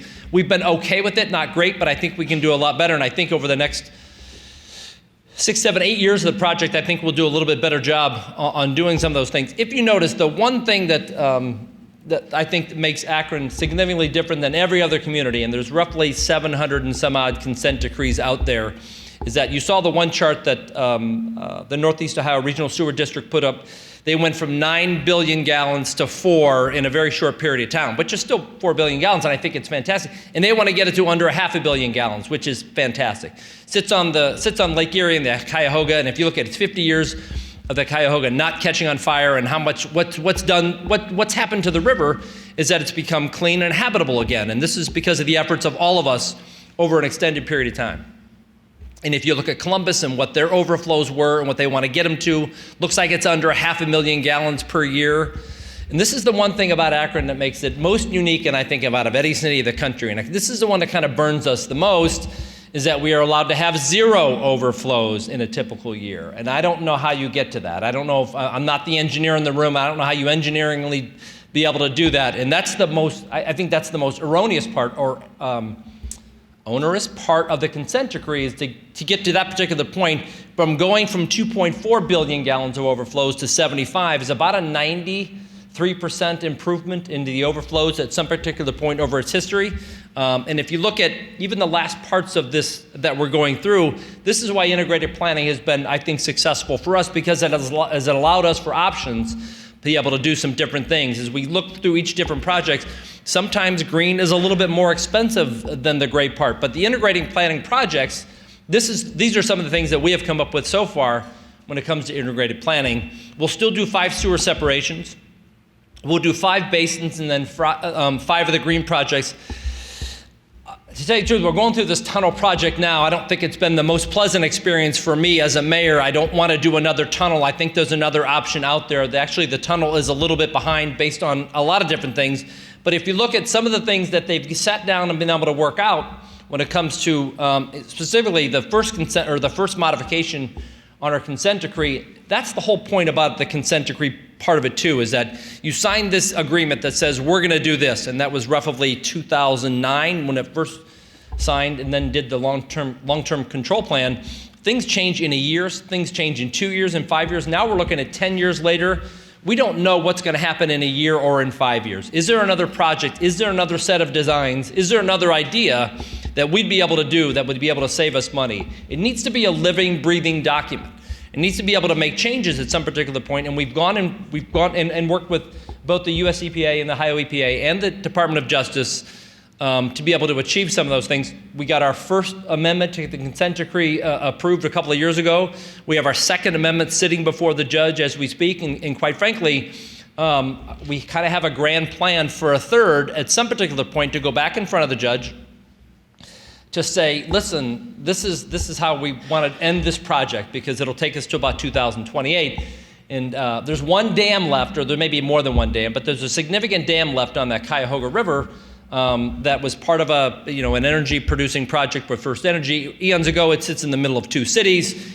It sits right on the river, and if it could come down, it would do a significant improvement into the quality of the river going into Lake Erie at some particular point. And we are going to put together that plan to be able to take it back to the Department of Justice and get both federal and state EPA to say, listen, we think we can switch some things. We think we can achieve the same environmental outcome by the same time if we can take down this dam, as opposed to doing other parts of this project. It's not all together yet, and I know we've talked with both Ohio EPA and our team to propose this as we go through some of the numbers to be able to do it.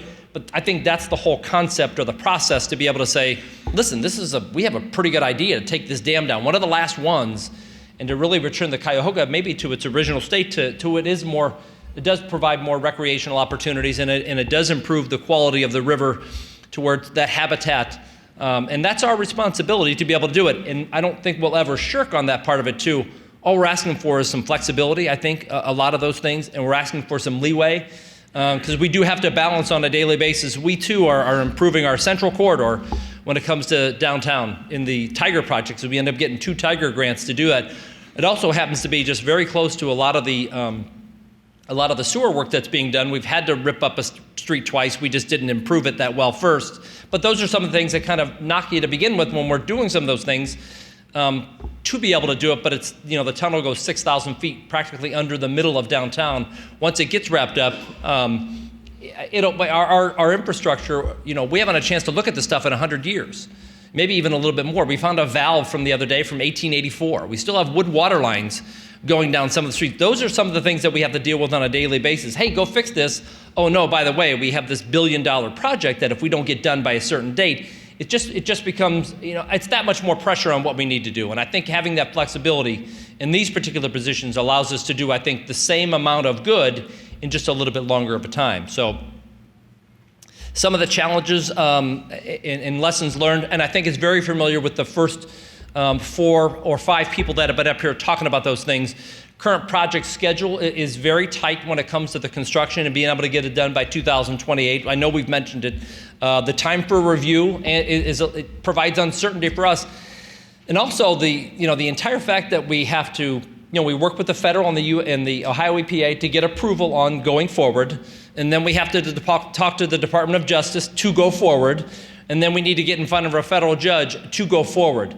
That's a significant, lengthy process just to maybe change an idea. And to me, that puts that much more pressure. It's more time that we can't be doing projects or coming up with ideas to improve, the system to begin with. So it does put a lot of pressure on us to be able to, if those processes can be a little bit more adaptive, it helps us not only fund it better, but on the construction schedule too. Our IP successes, there's proven environmental benefits when it comes to the CSOs and our water reclamation facility, secondary bypass reduction, the Cuyahoga River water quality, and the water trail. One of the key things is savings for the Akron sewer customer, and I talked about a 269% increase over a 10-year period. I don't think anybody's any different. I think we look at our water rates and our sewer rates across communities across Ohio to make sure we're all in the same ballpark to say nobody is charging too much more than the other. There's some varying differences, but not a whole lot.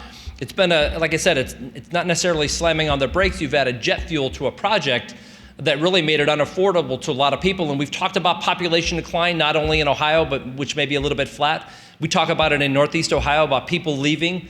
One of the reasons they're leaving is because there's that uncertainty around economic development. There's that uncertainty around some of those things.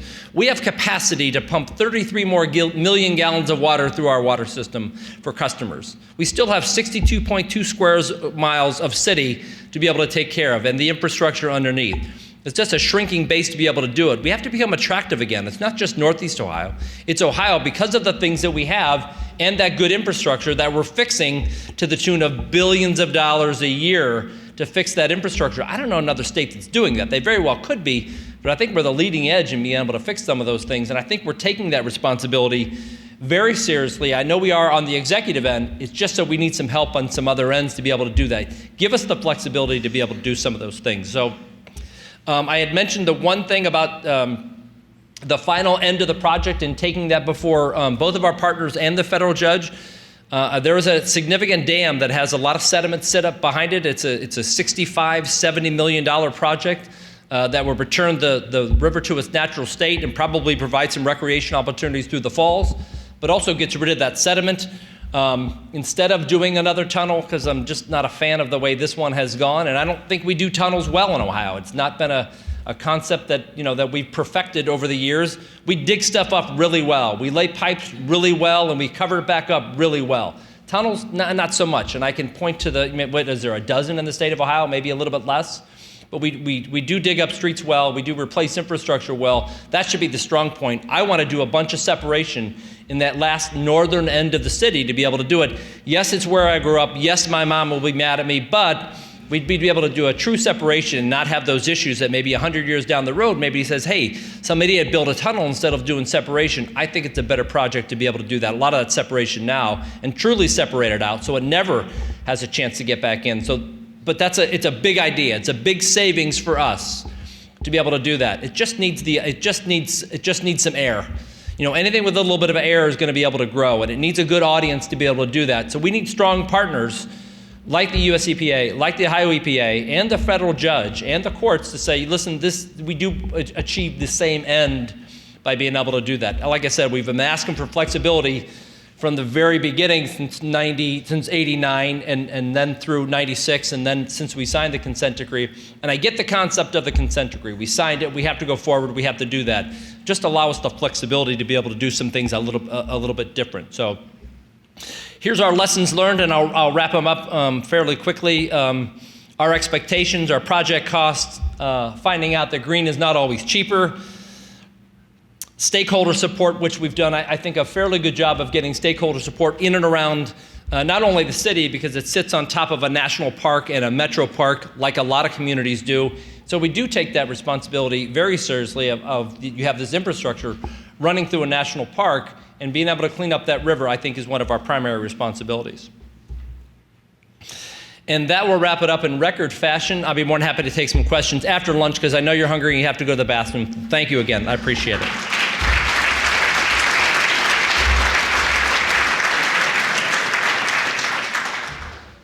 So thank you very much. I wanted to just kind of start out with, what is Cincinnati MSD? And as Kyle said, we are a 6117, so that means we are a county sewer district. We are sort of like a marriage, I guess you could say, between the city and the county, and we serve most of Hamilton County and all of Cincinnati and the various jurisdictions that are within the Metropolitan Sewer District.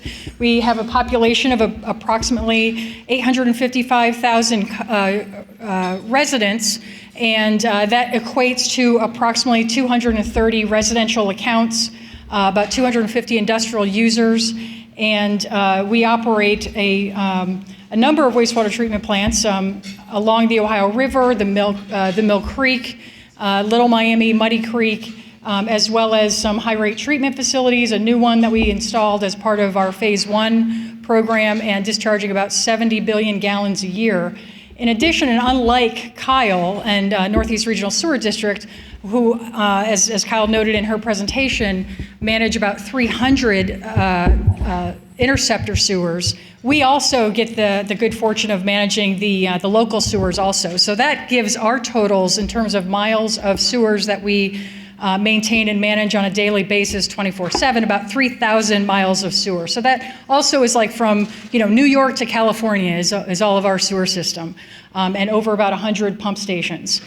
And so that kind of keeps us busy. In fact, today the west side of Cincinnati lost power. So one of our treatment plants was without any additional power loss. Have 2 feeds to that treatment plant, but we have no generation backup power. Fortunately, by 11:45, I think it was back online, so that's all good. But because of our wet weather SCADA system, which was, continuously monitoring and whatnot, and because of our diligent operators and managers of our systems, we didn't have any overflows. So that's all good. So some of the pump stations lost power, but we did not have any overflows. And I think that some of our folks were notifying EPA about that too. So just real quickly, I want to kind of go over some of the Phase 1 program, and I know I'm going to be kind of throwing out a lot of different things for you. Hopefully, many of you have a little bit of a background in terms of what MSD in Cincinnati has in terms of a consent decree. I'm not going to go over a lot of those details, but I'll try to just fill you in on what we have. And first and foremost, what we have is a phased consent decree. Our first phase started approximately, I guess you could say, 2009, and wrapped up. Our first phase of our consent decree wrapped up at the end of 2018.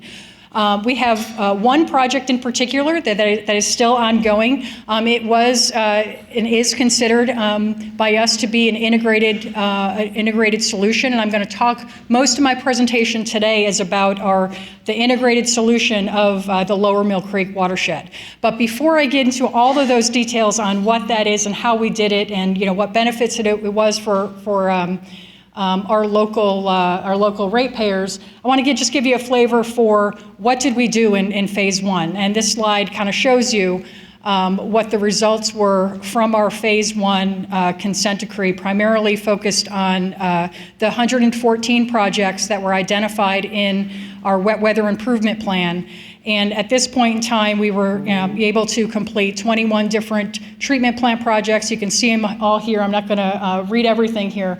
I think the biggest and most important point to emphasize is that because of the integrated solution that we developed in the Lower Mill Creek, what's outlined here in the red box is that we were able to deliver the phase 1 program for under the original estimate of which was $1.14 billion. We're under that actual spending. That's all in 2006 dollars. And also, as part of that, we were, let's see if this is, I'm hitting the wrong thing, there we go. As part of phase 1, our overflow reduction is estimated to be about 5.5 billion gallons of CSO reduction. When we started out this whole thing, we had about 11 billion gallons. So phase 1 projects collectively has resulted, and this will all get evaluated and determined and sliced and diced many different ways as part of our post-construction monitoring, some of which we have obligations to do for the Lower Mill Creek partial remedy. So again, just another little snapshot of the results of phase 1. Originally, it was about 11 billion gallons of CSO overflow that we had. This is based on the 41 inches of rainfall that we have in a typical year. The consent decree outlined about $3.2 billion worth of spending. And again, from those projects that were on that prior slide, about 6 billion gallons of CSO overflows reduced through the construction of either new sanitary or storm sewers, improvements to either existing wastewater treatment plants and various components that helped us to achieve that, all under the original estimate of 1.14 and 5.5 billion gallons of overflow reduction. So I want to kind of take us back to 2010, in terms of what we were doing and trying to kind of get our head around with regards to how do we solve this problem at that time with 11 billion gallons of CSOs to deal with, a primary focus being within the Lower Mill Creek watershed. So at that time, Cincinnati MSD is considered to be among the top 5 CSO discharges in the country. Of course, we're not alone in that. 772 cities in the U.S. have a combined sewer system. And then we had in 2010, the federal court approved our consent decree with a specific notation that we needed to focus our efforts on the Lower Mill Creek and had a targeted reduction at that time, which was determined kind of specifically tied to model version 3.2 is equivalent to 1.78 billion gallons. And there's a whole nother presentation on that. We can do it another time. But ultimately, 212 combined sewer overflow outfalls and 78 sanitary sewers. So at that time, we also had a lot of issues with regards to sewer rates being suggested to be increased. And in addition, the local economic picture, we had declining water consumption on an annual basis. The water consumption is going down, which ultimately, as you all know, means less revenue that you're able to bring in for to cover your expenses. We also had some of pretty high unemployment within the city of Cincinnati. Unemployment rates that were starting to approach 10%, and then also the poverty rate. When you look at the poverty rate within the city of Cincinnati or even Hamilton County, compared nationally, it was much more desperate. So in terms of the key is what is the best solution for the Lower Mill Creek and for us to achieve our obligations. And we kept on looking back at what's going on in these watersheds, what's going on economically, what's going on from a housing perspective, from a brownfields perspective, from a community reinvestment perspective. Does it make sense for us to invest in something sort of end of pipe and all of these other existing factors of abandoned brownfields or physical decline and foreclosure? Those are all still going to be there at the end of the day. Is there anything that we can do to try to address that at the same time where we're addressing our consent decree obligations? So these are the kind of the characteristics within the Lower Mill Creek watershed. We have, this area. This, I don't know, can I have my, oops. I'm going to get ahead here. So I don't have the pointer here. Is that it? No. But this map that's right under the words largest CSO, if you look at where that red blob is there with regards to property values plummeting, that's where our largest CSO is. So here we got property values going way down in the tank, and so what could we do in this area?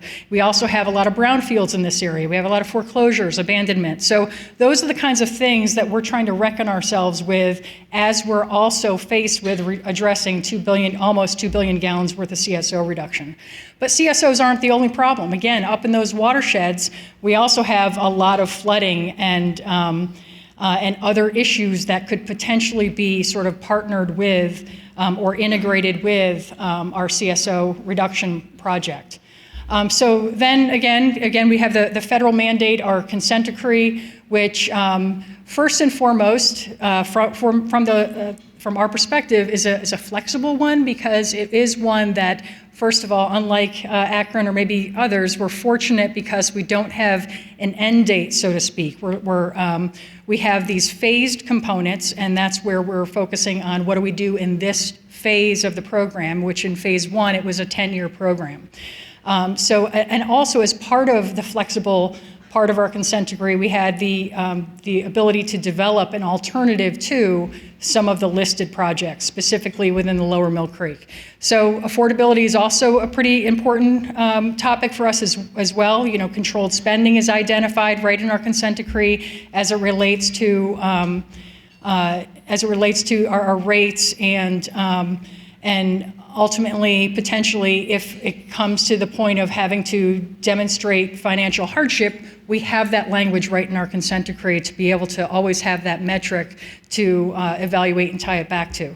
And then third, wet weather strategy is another component of our consent decree that we incorporated in the Lower Mill Creek study to try to identify where could we do source control first and foremost before we try to treat and whatnot.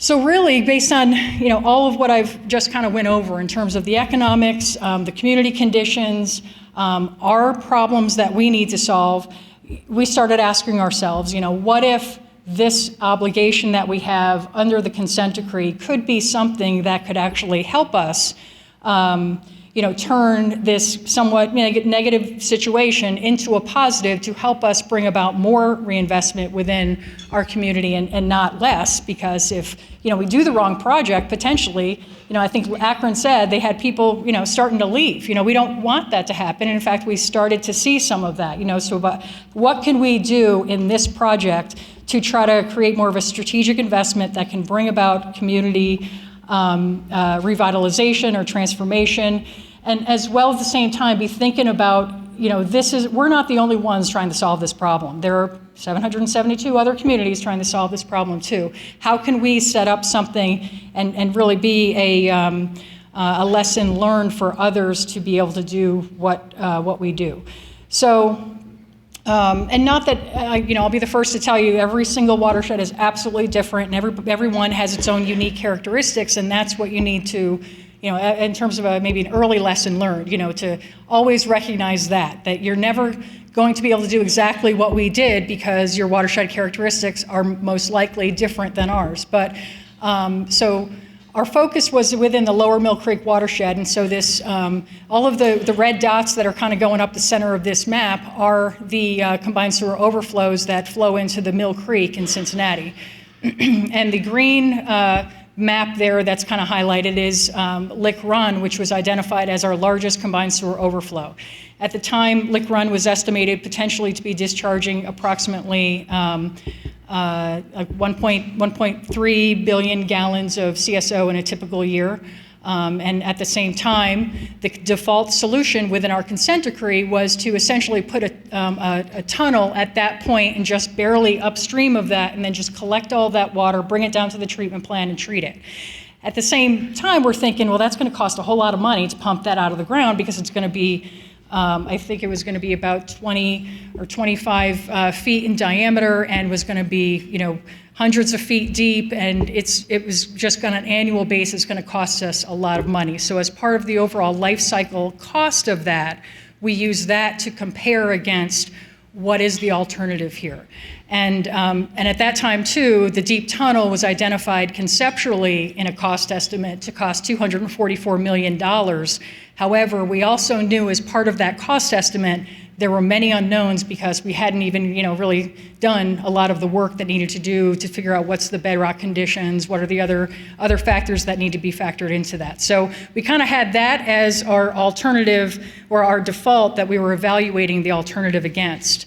So what we did early is to identify, from our perspective, what are MSD's obligations under the consent decree, under our NPDES permits, or as well as the community conditions, and we tried to develop more of our own approach to watershed planning that addressed those primary focus points for us. And so within the Lower Mill Creek watershed, we kind of broke things down into different watersheds and developed sort of like an internal manual that we gave to our consultants, that we gave to our staff, and we really tried to hammer this home.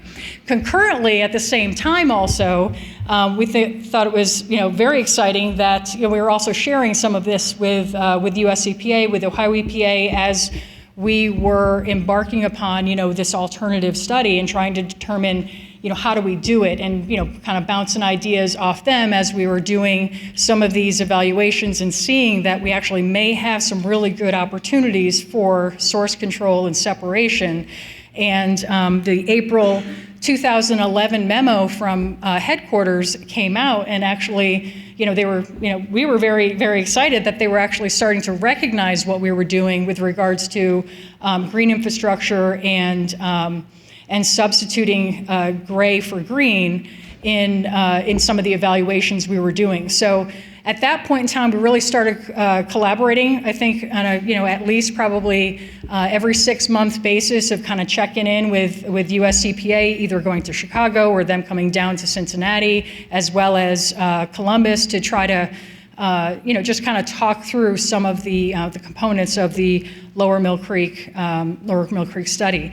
It also resulted, as somebody mentioned, in terms of getting headquarters involved. I mean, we definitely had the ear, I think, of some of those in headquarters, including Nancy Stoner and Chris Kloss, I think, is here, and then Bob Newport with in Region 5, in terms of really trying to help us see what could we do to create more of an alternative and really substitute large green for gray. And that was one of the big things for us too, is not just think individual parcels. We're not going to solve this by individual parcels or real small lot solutions. Those could be good for sort of helping the community see and feel and touch what green infrastructure is.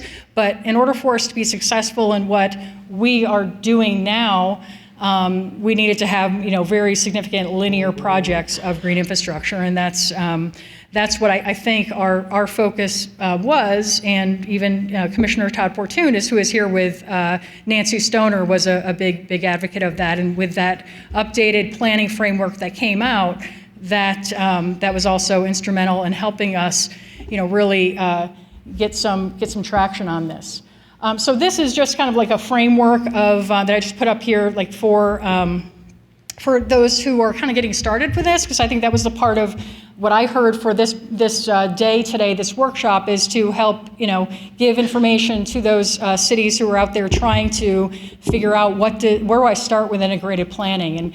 And so one thing, this is just the kind of 6-step process that we developed and refined through the Lower Mill Creek partial remedy of collecting data, trying to characterize watershed conditions, conducting the modeling, looking for opportunities for integrating with other utility partners, and ultimately developing solutions that can be factored against what are those critical obligations that we have under our consent decree or under our permit requirements. And so we use this methodology kind of for continuing to refine and identify the alternative solution. While Lick Run was a primary area to focus on, it wasn't going to be the only one, because we had many other CSOs or overflows in other locations, but our target, our boundary condition, if you will, was an area much further to the north. So while we looked at all of these watersheds that are kind of color-coded, both the brown and the green, those for the Lower Mill Creek partial remedy, so Kings Run to the top box there in West Fork, and Lick Run, and then on the other side of the slide there on the, let's see, your right is Bloody Run. So among all those 4 watersheds, we identified, existing characteristics of those watersheds. How could we get water cost effectively, clean water, natural drainage, storm water out of our combined sewer, and ultimately try to either connect it to an existing water feature, or if we had to, also create or construct one that could be a leave behind for the community or for MSD to own and operate thereafter. And through those, we were able to identify about the 1.78 billion gallon target that was actually at the $244 million concept cost for the tunnel. And at this point now, we're also learning that the tunnel was going to be costing close to $500 million dollars. So that was another factor of that I think I have in here a little bit later. But ultimately, I'm going to just focus on the Lick Run watershed because it is where we're getting the most amount of reduction, as well as where we're talking about doing the most amount of projects for achieving that goal. So the Lick Run watershed is approximately 2,700 acres. And rather than try to separate the whole thing, again, we try to focus on where can we cost effectively get a lot of that drainage off of the combined sewer system through either, like in some cases of this watershed, it's already very forested or very green. There might be pockets of it that don't have a lot of development. Might be some steep hillsides and ravines. And in those ravines, we actually had inlets to our combined sewer in various locations. So as part of our project planning, we identified where would we seal those, and then in some cases too, how would we rehab some of those combined sewer assets so they'd be more sort of wet sanitary sewers, but then also have that natural drainage flow above ground. So we're actually trying to create some of the or recreate some of the natural amenities within some of these areas. So, and actually, I'm sorry, I meant to advance here. So here's just some illustrations or pictures from this watershed. While we're still only probably about 2 or 3 minutes from downtown Cincinnati, as you can see, you don't look or feel like you're in downtown Cincinnati because it's such a natural type of watershed. So it really lends itself well to developing more of a natural or integrated solution of stormwater separation. This is now, without all the pretty pictures or whatnot, just in terms of what the Lick Run solution is. So specifically, the map that is here is showing 2 different colors of sewers. So either we have the existing combined sewer is located here, and then after we do a separation located in many of these areas, then we're actually getting an increased level of service for those sewers. So what you're not seeing is where we're installing all the storm sewers, and because I took some slides out because I didn't want to go over or whatnot. Before our project, I think probably about 45% of our main trunk sewers are actually surcharging before this solution. So then once we put this solution in, then we're down less than 20% in a 10-year storm, which is actually a good level of service for that particular, for a combined sewer. But also we can, in these areas that are not purple, those are the areas that are not in the separation area, but as redevelopment happens, that's where we'll try to address some holding back more of the volume that may result in containing those surcharges. Another major component of what we did with the Lower Mill Creek is really kind of engaging the community on this, and so again, when we were talking about literally buying up about 40 acres of land in this area that had, historical brownfields or just, historical long-running businesses that, second, third generation businesses were within this corridor, we knew early that we needed to do community engagement and try to help the community help us understand what is going to be the most viable solution here. So by having many different community design workshops, open houses, I think we had over 60 different meetings with the community, and again, putting pens and stickers and maps in front of them of 5 different options for them to tell us with pictures, that we're giving them what is the solution that you want to see. I mean, we did the technical work on the back end, but didn't make it so technical to them that they couldn't really determine what they wanted. So I think it's important to show things in that way.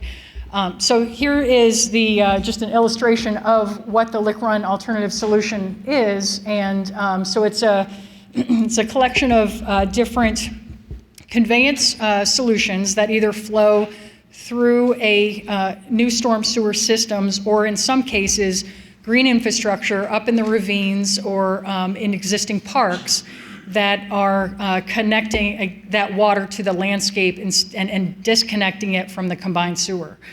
And then ultimately coming down to this purple area, which is where a historical stream over 100 years ago used to be, but 100 years ago, it was put into the sewer that is there today, which is about 20 feet in diameter. And so the solution was to purchase, again, about the 40 acres of land throughout this corridor and start to create a conveyance system that is separate from the combined sewer. And that includes a valley conveyance system as well as some of these above ground features, with the most western part of that being a wetland forebay. And again, the stormwater conveyance box that kind of serves as the top of a stream channel that we're right now in the process of constructing. And also includes some infiltration basins along this area. Again, this is intended to be more of a linear green infrastructure project, but again, from the beginning, we always said this is not just going to be a green project. That's why we even called it sustainable infrastructure. We're never going to be able to solve our problems cost effectively if we try to just do one or the other. It kind of has to be a blend of both. So we've got our on top of the box is a headlight or a headwater feature. This is kind of where the water is kind of opening up to the community and then serving as an urban waterway. Approximately 1.5 miles is how long it is, maybe 1.2 miles, something like that. So the urban waterway flows as a sinuous stream. It kind of tries to mimic a natural stream, but we all know it's not. It's a man-made stream, but we're trying to use nature to, again, create some oxygenation. There's pools and riffles, and ultimately it comes down to a water quality pond. And I didn't mention, but upstream of here too, we have, I think, about 7 different water quality features as well that, we're getting a lot of treatment of the water as it's coming down here, as well as having some separation or separator boxes, essentially to get some of the larger sediments out and whatnot. And then ultimately there was an existing civic recreational area that had like a spray ground, a basketball court, and some other, sort of passive natural space. We're kind of, keeping that, but reconfiguring it again based on the feedback that we received from the community. Also, this is an area that is very well traveled. It's sort of like a major passageway from the east side to the west side, and the west side into downtown. So we have Queen City Avenue that's on the northern edge of that, and Westwood that's on the south. So a lot of people drive back and forth, and for that reason, also there's a number of bridges. I think we actually have 5 bridges, as well as a pedestrian bridge that is constructed in here, and then, like I said, the debris and sediment separators. So this is, these were the renderings of what the Lick-Run Valley Conveyance System looks like, or what we call actually is the Lick Run Greenway. I'm not supposed to say the Valley Conveyance System anymore for branding purposes. So the western daylighting, the western gateway area, the waterway daylighting feature, this is the rendering of it. And then you can also see, I just went out there yesterday to take some updated photos. You can see a little bit of that, rounded circle. It's pretty massive, as well as the bottom of the channel, which again is the top of the box, is shown there in that upper corner. And then the narrow channel zone, this is the area that is also in construction right now too. It's not a great picture there, but we're actively in construction. Well, we are nearing completion of connecting the storm sewers to the box conduit and separating that from the combined sewer overflow. A lot of the construction now of the stream, as well as the green infrastructure, that's ongoing and is set to be completed mid-year next year. So that's ongoing. But then I guess the other reason I wanted to just talk about this too is that there are other reasons to do integrated planning. It's not just about the costs that we save by doing it, but it's also the value of bringing in other dollars. And so while the deep tunnel default solution, it would cost more, but in terms of bringing in other dollars, that's something that we saw as a real benefit. And so as part of the Lower Mill Creek study, we were able to identify and work with other partners to secure about $20 million of additional funding that wasn't going towards our project, but was going to kind of help refine, what the plan is for the area. Specifically, HUD actually had I think it was back when HUD Transportation and EPA had a partnership, and there was a Plan Cincinnati wound up getting $2.5 million, kind of leveraging our dollars, as well as US EPA helped to develop a strategic integration plan for Lick Run that kind of helped us determine, how to configure some of the utility coordination. We also secured about $3.2 million worth of FEMA grants to acquire some property that could be used for more passive stormwater storage within the West Fork watershed. And then a Clean Ohio grant to do some brownfields work within the watershed, and then which I think we wound up having to forego because of just other things, but it's still money that we could have gotten, I guess.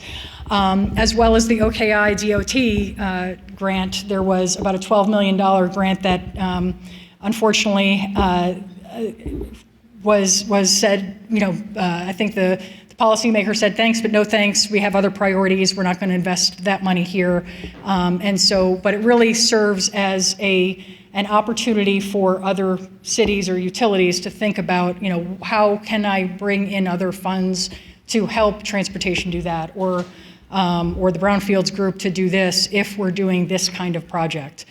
In addition, University of Cincinnati Economic Center kind of looked at this project and then determined, once the Lick Run project is done and some of the economic decline, areas that, has been seen just decades of disinvestment. Once, some of that's cleaned out and we put this beautiful daylighting feature on this tract of land, and we're reducing overflows, they're projecting that between $18 and $28 million worth of private investment might actually occur.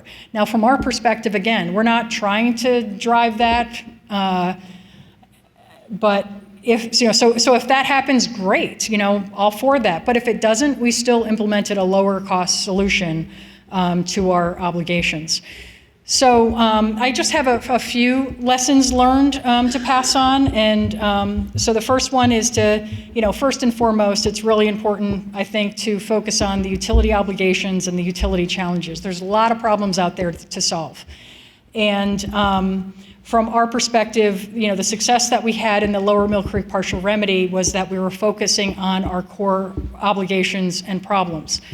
And there's a lot of competing objectives and challenges out there, and so it's just really important to try to stay focused on what your obligations are, and then certainly create partnerships and opportunities, but try to understand where is that line from what I can do and what I can't do from a utility perspective to address my obligations. And then aging infrastructure is another problem. I mean, we have so many interceptors and sewers that are approaching their useful life, and so the fact is that our consent decree, to a certain extent, the wet weather component has overshadowed that, and so we really need to make sure that we're staying focused on the bigger, broader issue, which is a key focus of integrated planning. It's not just wet weather. It's what are all of the obligations under the Clean Water Act as it relates to the utilities NPDES permit and everything that comes along with it. Second is integrated solutions take time, commitment, and certainly a competent program delivery team to address everything that needs to get done. This essentially is the bibliography of everything that we did to come up with the Lower Mill Creek partial remedy that included both the tunnel evaluations as well as the solution that we wound up implementing. And this is stretched over, all those dots are actually months. So this is actually only within, from 2009 to 2012. So there was a lot going on, and there was a lot of evaluations and analysis that helped to kind of drive us in this direction, but it couldn't have been done without the commitment and the focus and the strong team to be able to deliver that.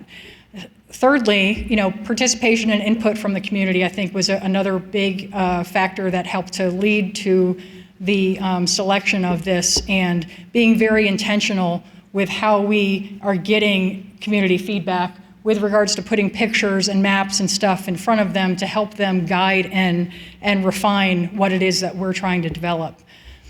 Integrated solutions also challenge traditional thinking. I mean, there's so many people, even within MSD, that thought we were all crazy by doing what we were doing and, saying, what do you mean you're going to buy all that land? That's crazy. That's never going to happen. But, you have to try to just, do what you think is the right approach. And I think that in the end, transforming, not that the whole area was brownfields, it wasn't, but those are opportunities to utilize for again, what we called actually the communities of the future. What are the communities that we have today? How are they really set up to address these major capital investments that we need to do? So to a certain extent, we need to create that community of the future through the investments that we're doing. And then I think lastly, for us in the Lower Mill Creek partial remedy, it was so incredibly important to have a good, strong dialogue and specific guidance and coordination from the regulators, and that specified, I think the 7 major components that they needed to see. Yes, check, check, check, you got all of this, And so we had, again, I think this came from Bob Newport from Region 5 in terms of these are all of the requirements that if you want an alternative, and again, I'm sure this was vetted by Ohio EPA or Sanco and US EPA, but this specifically listed out for us very clear guidance in terms of what success was going to look like with an alternative solution within the Lower Mill Creek partial remedy. So those are the lessons learned that I've got and what I've got to share, and I'm happy to talk more about others, but I think we want to have everybody come up for questions.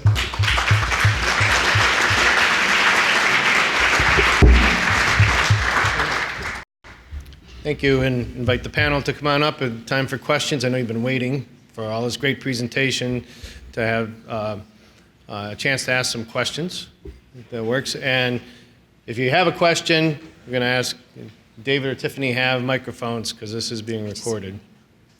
As they come on up, I'm just going to summarize what I said at the beginning, which is, after all that, we heard from several communities, aging infrastructure, affordability challenges, those are all there, but where do we find the regulatory space? Where do we find the flexibility in order to innovate and to take advantage of new opportunities? And there are demonstrated successes that you've seen today, but you also heard about challenges. So again, questions. Mayor Berger and Tiffany will come around with the microphone so we can catch your question.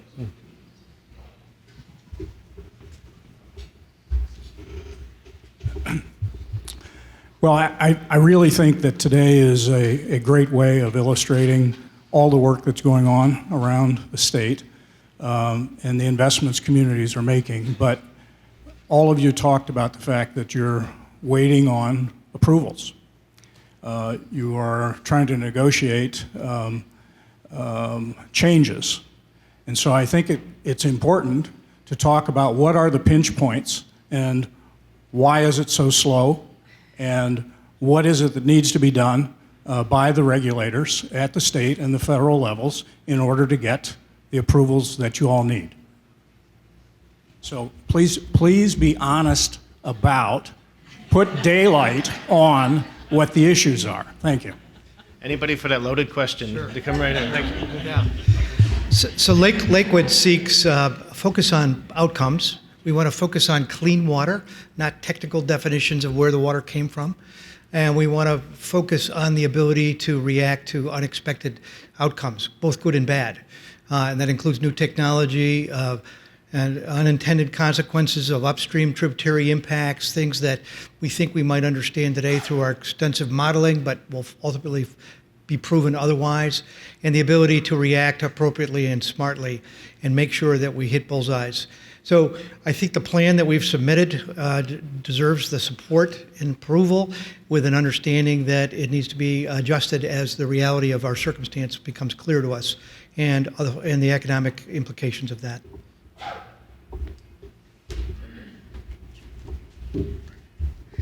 I think one of our big sticking points is the classification of the modified combined sewers as sanitary sewers rather than CSOs. It's escalating the cost of the projects considerably, to the point where, compounded with the fact that the affordability factor in Elyria is above the 2%, is making that a very difficult reach for us. Our citizens simply can't afford that. Up until 2015, we were working under our permit with the Ohio Environmental Protection Agency, and after that, when the federal EPA stepped in, that kind of slowed things down quite a bit. We're looking for the flexibility and affordability of allowing us to look at an integrated plan that has 5-year increments rather than trying to project out 25 years. We're trying to combine that with other city projects to create synergy, make the projects more affordable for our residents, and get things done quicker. Thanks, Mayor, for your question. I think it's just very important to acknowledge that everybody sitting around the table has motivations and pressures on them, and to try to understand from one another what those are.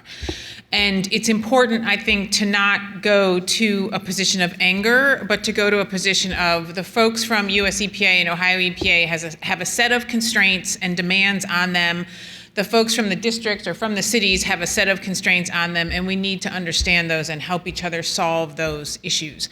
I mean, look, I think we should be straight up about the fact that taking cities and districts and trying to separate those in a regulatory context from the standard developer or chemical company, I think, Mayor Summers, you might have mentioned this, or Mayor, you may have mentioned that. That, I think, and maybe our EPA folks can talk about that, that's a little bit of a mindset shift, and we have to allow space for that to happen. I mean, I used to be a permit writer.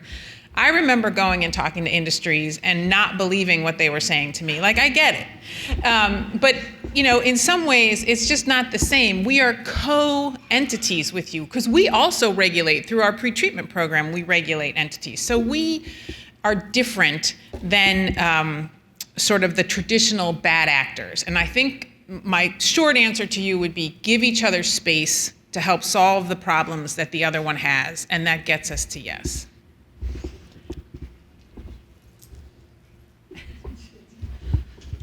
I really don't have anything to say here. I realize that I'm all rainbows and butterflies, but I think one thing that Kyle said, that I think really Ohio EPA has done well for the city of Columbus is, you know, when we go in and we present on something and we're asking for a decision from Ohio EPA, we we say we would like a decision by. Often, Mike Galloway, I'm going to call him out in the audience, says, when do you want a decision by? And we talk about what the drivers are for why that decision needs to happen at the time that it needs to happen. So, if we don't get a decision by this date, then we'll have to move forward with this. This is why we don't want to have to move forward with this without a decision from you on that. So that open communication has really helped with us to get the decisions that we need on the timelines that we need them to happen. So as I often say, when it comes to consent decrees in particular, the devil's not just in the details, the devil is the details. And the more flexibility that we can structurally put in place so we have fewer places to bump into each other, the better off we're going to be. Fewer approvals we have to get. Next question. Yes, Scott Bernstein, Center for Neighborhood Technology in Chicago. First half of my question was just answered by everybody's, I think, excellent response to what I think was Mayor Berger's excellent framing this morning in terms of the environment as something that we're co-managing together. I think you've all given examples of how to stay the course or do better, and that's great. The second part had to do with affordability. You all mentioned it. You all mentioned that you didn't like the 2% rule. We're going to have an in-depth affordability panel later this afternoon, but from your points of view, how does that current guideline and/or the 2.5% guideline for sewer make your life difficult? So, I mean, you've said the cost may be too high for people to afford, but how does it stop you from moving forward? What would you like to see done differently? The reality of it is when you have affordability gaps, whether it's housing cost or in this case sewer infrastructure, the only way you close it is with a subsidy. It's the only way. That means you have folks who can't afford to pay the market rate, and it has to be subsidized by some source. That source is government. A Robin Hood approach of taking from the rich to the poor is not proven to be sustainable. Having a means test of sewer charges, I don't know how you do that in a community like Lakewood. I don't think that's at all reasonable. So the question ultimately is either we find a way to allow a subsidy to occur to those who are hard pressed, and 2% is probably the least of our problems. I mean, we're going to have folks that are going to be in 4, 5, 6%, 10%. That $22,000 household, lower quintile, using 6 CCFs. If they have 3 kids, they're using more than that. And the only way we can do that is to figure a way to subsidize it. So the issue of subsidy, and there isn't a mayor in this country, by the way, who's not experiencing urban regrowth, who isn't worried about affordable housing. That is a new phenomena because prior to really this most recent recovery, we didn't have that big problem in Northeast Ohio. Lakewood has that problem. So the answer is we have to figure out to use what few resources we have to make it equitable, and it's not going to be enough. And what we're at great risk of is folks will leave our communities to seek a more affordable place, and it won't be a good move for them or for us. That's the dire outcome that we experience. We have to come up with resources. And I think in addition, that I'd add 2 more things to that, and that is the framework provides more than just the 2%, but it's like what are those critical or unique local conditions from an economic perspective that are stressing that community that need to be factored into kind of at the same way or same level as the 2% of the median household income. And if a subsidy, I agree that's another option, but then for the whole utility or for the whole city, I think it's about timing, and that's potentially where some of the flexibility can be built in as well with regards to allowing more time or, in order to implement some of the solutions too. On the affordability question, I want to say 2 things. One is I think some of the new research that's coming out, and Andrew can speak to this better than I, shows that there is really no median anymore, right? There's people that can pay and there's people that can't. And to the mayor's point, we have to have grants, subsidy programs for those people who truly are struggling to pay, not just for water. You know, the thing I push back on is, why are we only talking about water as the utility affordability question? People also have cable, electric, gas. They have the same affordability questions with all of those. I think it comes from this idea that somehow water is supposed to be free. And my point is, infrastructure is not free. So if people can't pay for it, we have to subsidize it. And that's a real ongoing live conversation. The other point, though, which I think is important to keep in mind, is that when we talk about affordability, I think there's this undercurrent that somehow communities are saying we won't take care of this water quality problem, which can't be the answer. You know, none of us are saying that. We're just saying, give us the maximum flexibility to be able to spend the money that we have to address the problem in the best way. You know, before I came to the sewer district, I ran an organization called the Chagrin River Watershed Partners, and we were very focused on failing septic systems. And mayors were sometimes reluctant to enforce septic system regulations because homeowners couldn't afford it. And my point is, you have to separate those two conversations. A failing septic system that's pumping E. coli out into the environment cannot be tolerated. If people can't afford it, subsidize it. Look at Bogoevsky back there. He's like, you go, sister. So I think we have got to separate that, because if not, I would think that the regulators are very rightly going to say, you're just asking to not take your responsibilities. And that is obviously not what all of us are saying.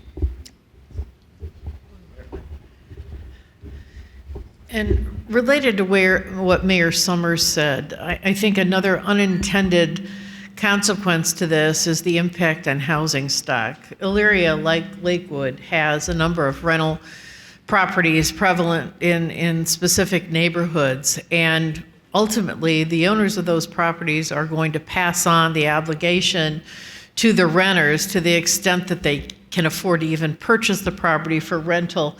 But I can see in the future more of those properties going into foreclosure and not being purchased or serviced at all. And that's going to create yet another unintended consequence of this. So I think it's something we really need to think about. All right, we're going to stay on schedule here. We'll have time for one more question. But what the mayors have said, what Kyle said, the investment in place, right? Lakewood wants to be Lakewood in the 21st century. Cincinnati's talking about it's 21st century, and there's investment in the Lick Run neighborhood that probably hadn't seen that type of investment over 100 years. The investment in place is what we want here, and that is a different animal than a chemical company or some private enterprise that can go elsewhere. So Fred, yeah, one last question. Well, there's another question and answer period at the end of the day too. So thank you. Fred Andes, Barnes and Thornburg. When Judy mentioned earlier there were lawyers involved in drafting the new law, that was me. Because of that, I'm delighted to see these communities working on integrated plans, and everybody here thinking about working on integrated plans. That's why we wrote the bill. One of the things that we've tried to emphasize, and I'm interested in all your thoughts on, is every plan is different, every plan fits the community, and they don't all have to be incredibly detailed and complicated. With Lima, where we worked on that one, the first one to be done, we really just retooled their long-term control plan to add in integrated elements and made that work within the new policy. That did not involve an enormous extra level of effort, so that can be done. And it also can be done for smaller communities like Lima. It doesn't just have to be for large, both large and small can use it. So I'm interested in your thought process, particularly in terms of how can we make this process work well for a variety of communities to think through the issue, determine if they need to do integrated plans, and then move forward to develop their own. We have, since we're in the chute, probably first off with the new law, working with the federal and state regulators, I think we're beginning a productive conversation about outcomes. That is a good place, I think, for us ultimately to be, because we agree on where we want to end up. We know that's where we have to end up. So if we can stay focused on where we end up and less on the specific tasks to get there, that'll be a good outcome for us. And I think the law gives us that capacity. So I'm encouraged with the conversations that are before us. I would just encourage everybody not to get too tied up on the terms. There's no difference between integrated planning, holistic planning, watershed planning, and at the end of the day, it's just good government. And really, if you take it from the perspective of the ratepayer, it's super integrated for them because it's all coming out of the same checking account. So, just think about it like that. It's just the way good government works, and I think the mayors on the panel have shown that. They're integrating all the time in terms of weighing priorities and trying to get the maximum out of each dollar, and just making sure that we have the flexibility and the trust to do that. I'll just say, you're right, Fred, one size does not fit all. I have clients that, like Lakewood, have done long-term control plan, have gone to an all-pipes model, has 4 volumes. You got the Lick Run project that has really detailed analysis on a specific project. You got the sewer districts program that unleashes the communities that are integrating to find an avenue for them to fund projects. But I also have clients that have 10-page integrated plan that is everything that they're doing. That's all they need right now. I encourage people to put those together because the law says you need an integrated plan that meets the 2012 guidance document, and it's not that long of a document, and it doesn't have to be that long of a plan. But it's right, it's different for each person and for each community, and it shouldn't be intimidating. It doesn't have to be a long-term process. I think that's all the time we have for questions, so if you can join me in thanking the panel again for the work.